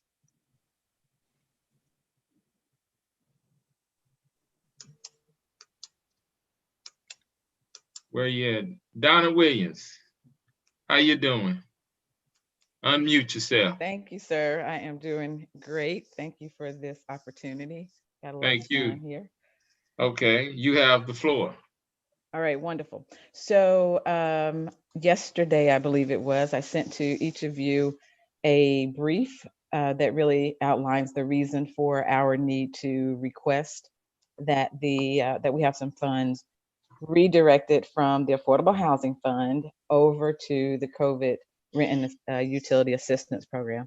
The Affordable Housing Fund was established a few years ago. And if you read it, though it doesn't specifically say it's used for what we refer to as sticks and bricks, it doesn't specifically say it can only be used to support the construction or renovation of housing, affordable housing. It was nebulous enough that we wanted to make sure we came before this body to request that we be able to use $500,000 of it to assist households who are having difficulty paying their rent and their utilities. And the information that I sent to you, it explains all of that, but I just for those who may be listening and don't have this information, what we're seeing is that the bulk of our money, and I've spoken to you guys about this before, the bulk of the money we have to pay rent and utilities comes from the feds. That money comes with lots of restrictions. Many of the folks who are requesting assistance from us do not qualify for assistance because of the regulations. So even though we have other partners and we also have YFD who can assist in some regards, we really need non-federal funds to assist more households. So you may ask, well, what would disqualify someone from being eligible? And if you don't have your sheet in front of you, these are the things that these are just a few that would disqualify someone. So anyone living in public housing cannot use CDBG funds to assist them. Anybody who receives a Section 8 voucher or has a project-based voucher in a building cannot assist with CDBG funds. We cannot assist folks for more than 3 months.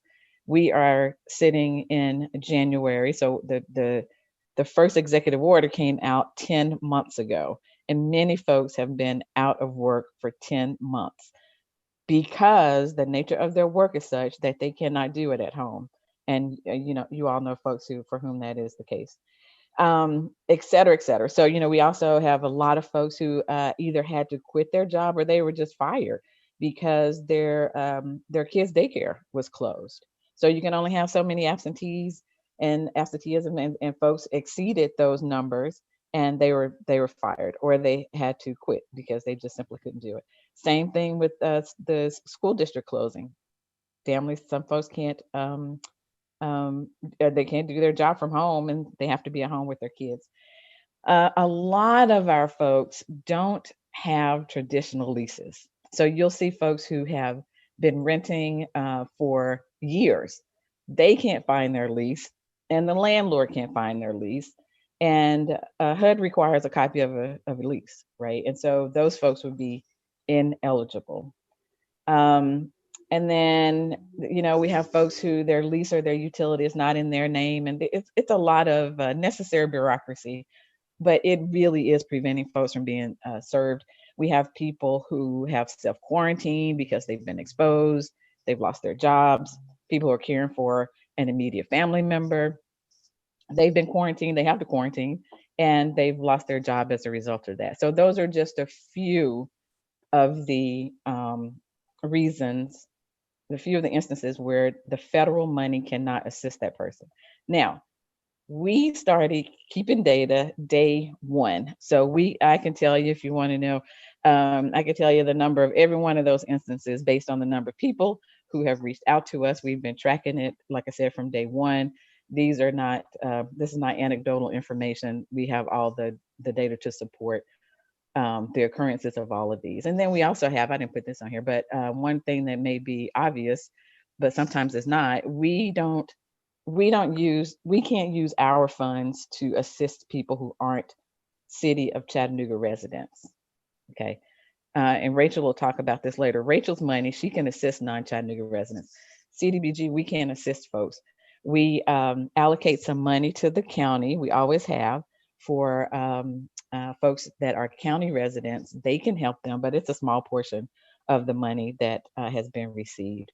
So there's just a huge amount. And when I say huge, I mean in excess of 85% of people who ask us for assistance, they fall in these categories, and we cannot use the federal money to assist them, period, end of story. So we need some alternative funds to be able to help these families, these households get their rent paid. And then I've talked to a couple of you about this. We also have a very high occurrence of applicants who live in extended stay hotels. And right now, as of right now, HUD does not recognize that. We have a waiver before HUD, our regional HUD office, to say we have applicants who have been living in hotels for 3, 4, 5, 10 years. That's where they live. They don't have a lease, but that's where they live. And so we are looking for ways to assist those folks and keep them housed. And happy to answer any questions. Thank you, Donna. Are there any questions for Ms. Williams regarding this transfer of funds? Councilman Ledford. Thank you, Mr. Chair. Just a real quick one. Donna, we have to do a forecast. Is this going to change that forecast for how we spend? Basically, the model, we've talked about this before. I see where you're going. Wonderful idea. What do we need to do next? Oh, to get the money for us to give us access to the funds? Correct. Okay, yes, thank you. Yeah, so we will be going before the HEB tomorrow. We have our monthly HEB meeting. They have a resolution before them that will authorize the use of the funds up to $500,000 contingent upon an affirmative vote from City Council. Okay. So you guys will vote on it later, but we don't want to wait a whole month for the next HEB meeting to be able to utilize the funds. Okay, very good.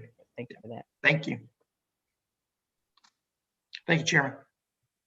Thank you, Councilman Ledford. Councilman Gilbert. You're muted. You're muted, Councilman. Oh, there you're muted, Councilman. Thank you, Chair. Yes, sir. I just want to thank Ms. Williams for all she's doing to help our constituents. Is there a possibility that everything you have told us for disqualification, do we have that posted, or do we need to put it somewhere where people can actually see that so they understand what they even call these are things that you got to have in place? Yeah, that's a great question. So when we receive requests 3 ways, most of the requests come through the city's website, the COVID section of the website. It has all of that information on it. It basically says, here's what has to happen in order for you to be eligible. But and then we have a phone number direct where people can leave voicemail, and then we have ECD help at chattanooga.gov and people can send emails. But as you can imagine, this is what I tell my team all the time, because everybody's getting tired. They're getting tired because they're making these phone calls every day and emails, and they're calling. They're saying, "Miss Jones, will you please send us your pay stub? Will you please send us your app? We want to help you, but we need you to get your stuff together." And what I tell my team all the time is, everybody on my team that's working on this, none of them were hired to do what they're doing now. We've pivoted the whole organization so that we can serve these folks who are in crisis.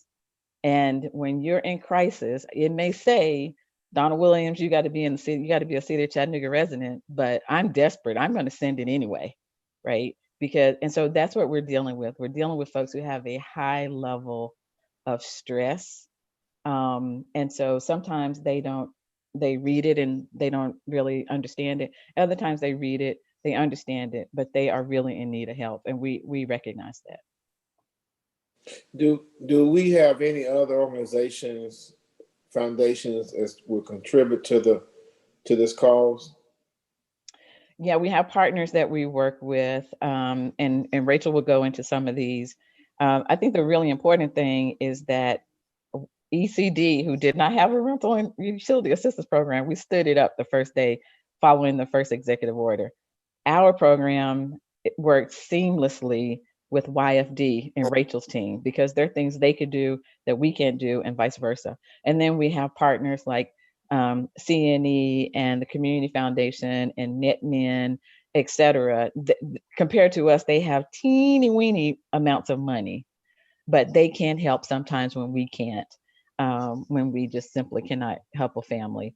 And so we will be asking them to apply to the Affordable Housing Fund, so that some portion of that $500,000, they can apply for that.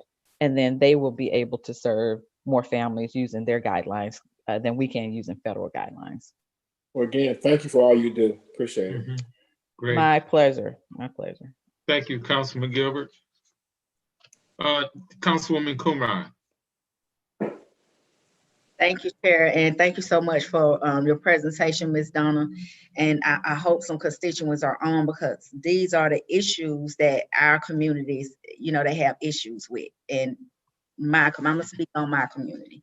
And then we have our bills that are in our children's name, grandparents' name still, and it's just a lot. We're caring for family members that's, even if they're not exposed to COVID, but we're caring for them, and trying to homeschool. It's a lot of things, That's right? a lot. That's a lot of roots that we as a city have to consider and take into consideration, and figure out a way on how we can prevent these individuals from being homeless.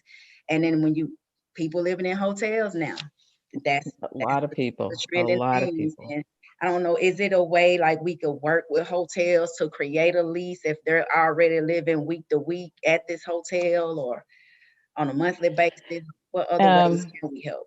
Yes, ma'am. We're working on that right now, and we're waiting to see what HUD comes back and says. Hey, if you do this, then that will inform how we talk to the hotel owners to see. And let me say this: a lot of families, the reason they're in hotels because it makes sense. They have one payment, so they don't have to worry about water, electric, cable. They pay one payment. They pay it once a week, and they can do that. They're overpaying in many instances, but that they can do that. And so that's where they live. That's just where they live. And we don't have a way right now to assist those folks. I mean, we've had many, many, many people who have been living in a hotel for 5-10 years. That's where they live. And they're cool with that because they can manage that. So we're hoping that we can get something from HUD that will allow us to do that. Is it a way that council can support, as sending a support letter in with your request? Well, we've sent the request in maybe 3 weeks ago, so they're examining it. But if they come back with a no, then we certainly will lean on council to assist us. Yes, ma'am. Thank you. I appreciate it. Okay, is that it, Councilwoman? And Mr. Chair, may I say one thing? Yes, please, I think Donna. for all the folks who are helping us, I cannot thank my team enough, and I can't say that enough. I'll get emotional just talking about it. Every person that's reached out to us, my team has had a phone call and or email or both to all those people. We've made thousands of phone calls and emails that we've sent to folks.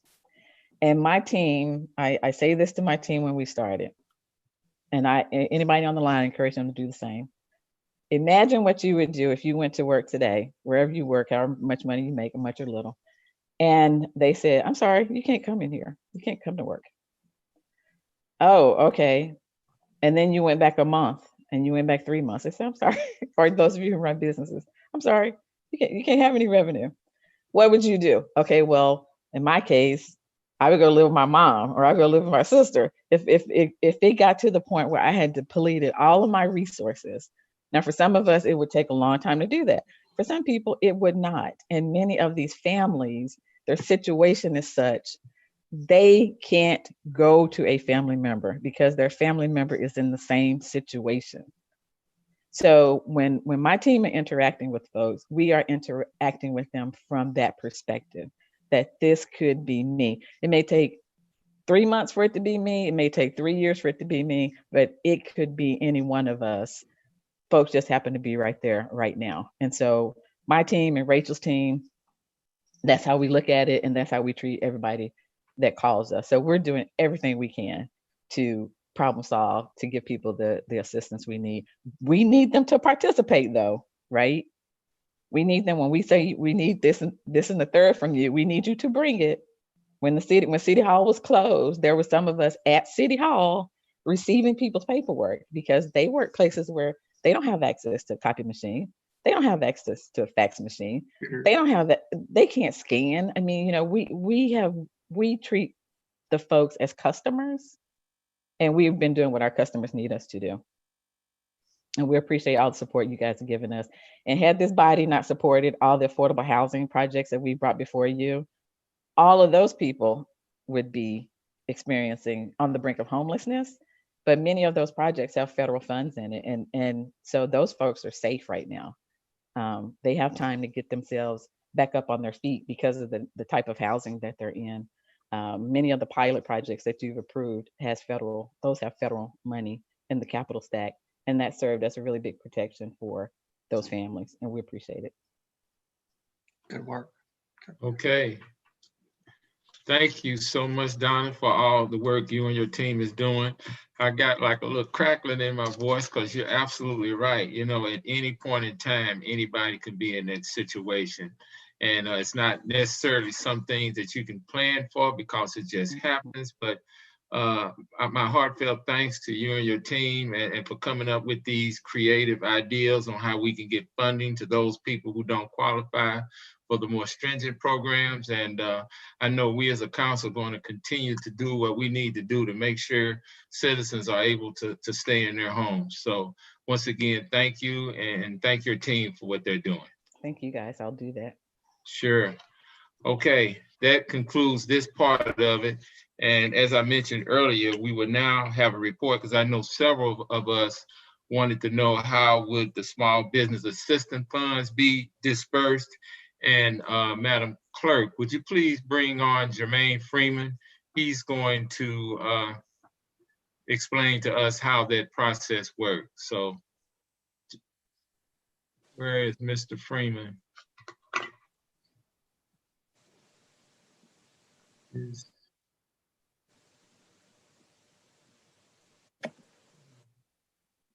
Oh, here he is. Okay. Thank you, Mr. Freeman. Welcome to the ECD meeting. And we're looking forward to hearing your report. So you have the floor. All right. Thank you, Mr. Chair. I appreciate it. I hope the council, yes, sir. I hope the council is doing well this evening. Let's see here. I will try to share my screen.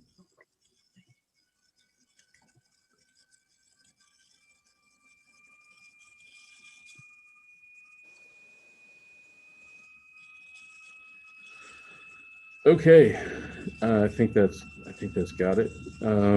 So the big thing is this is obviously the second time that we are providing funding for many of our small businesses. As many of you may remember, and we appreciate the council helping us to make small business funding available.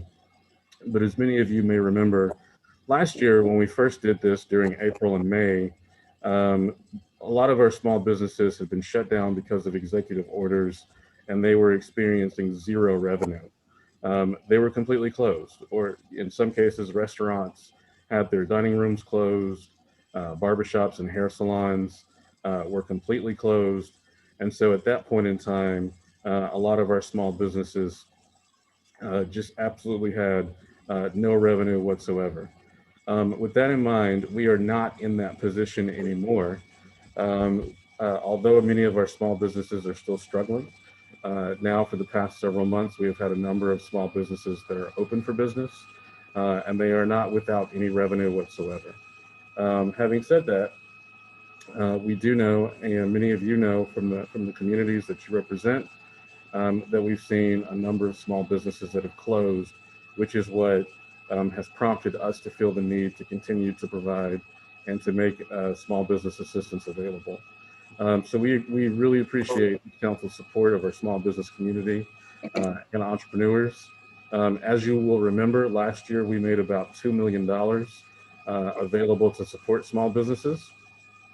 And of course, this time around, you all approved $300,000 for us to be able to make some additional funding available to small businesses this time. So that funding, we've allocated it to the Southeast Tennessee Development District, as you all well know. And we are also asking for the partnership of many of our area technical assistance providers to help in referring and providing assistance, coaching, and mentoring to our small businesses that apply for these funds. You know, one of the things that you heard in Donna's presentation just now is the inability in some cases of constituents to take advantage of federal dollars. Our situation is different on the small business side. We want to actively encourage small business owners and entrepreneurs to take advantage of federal and state programs that are available.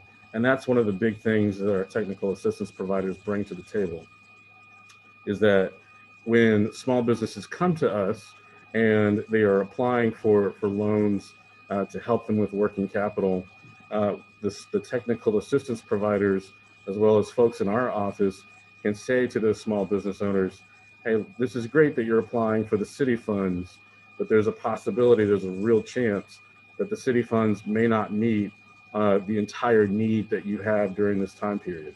And so it's going to be extremely important for you as a small business owner to try to take advantage of the Paycheck Protection Program and the Economic Injury Disaster Loan Assistance. These are all programs that were refunded and that were provided where additional capital was made available in the stimulus bill that President Trump signed in late December.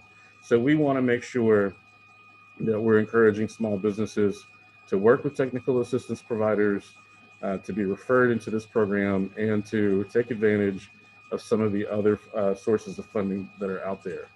And so these are still very favorable terms. Maximum loan amounts are $15,000. The repayment times will vary depending on the business's situation.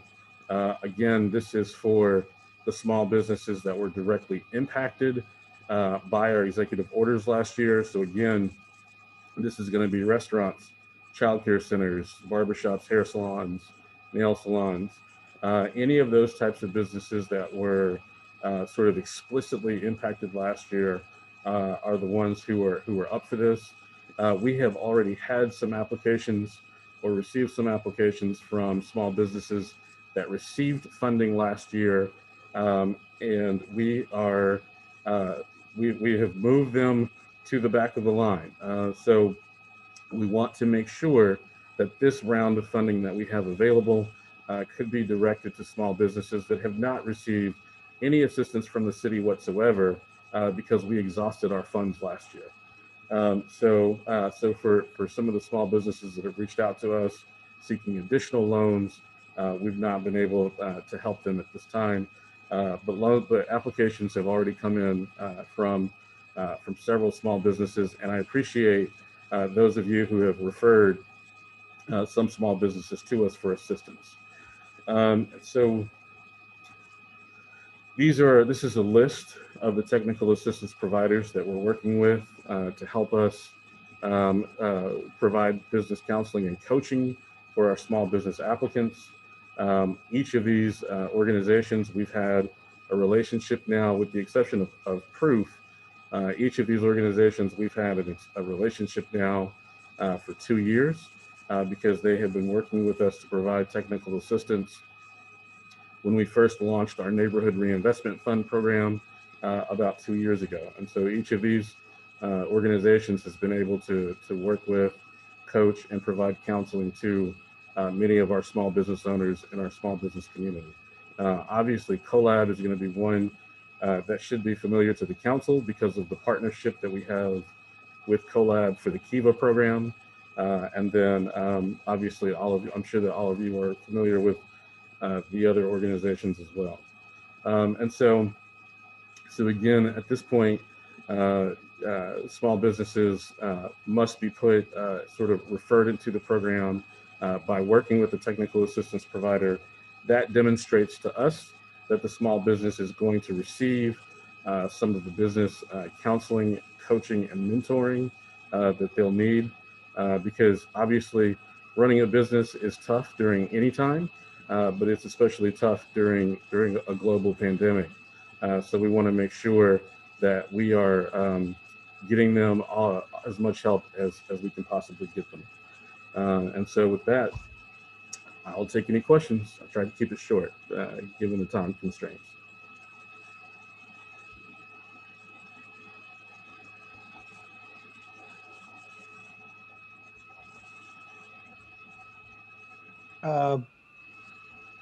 Councilman Ledford?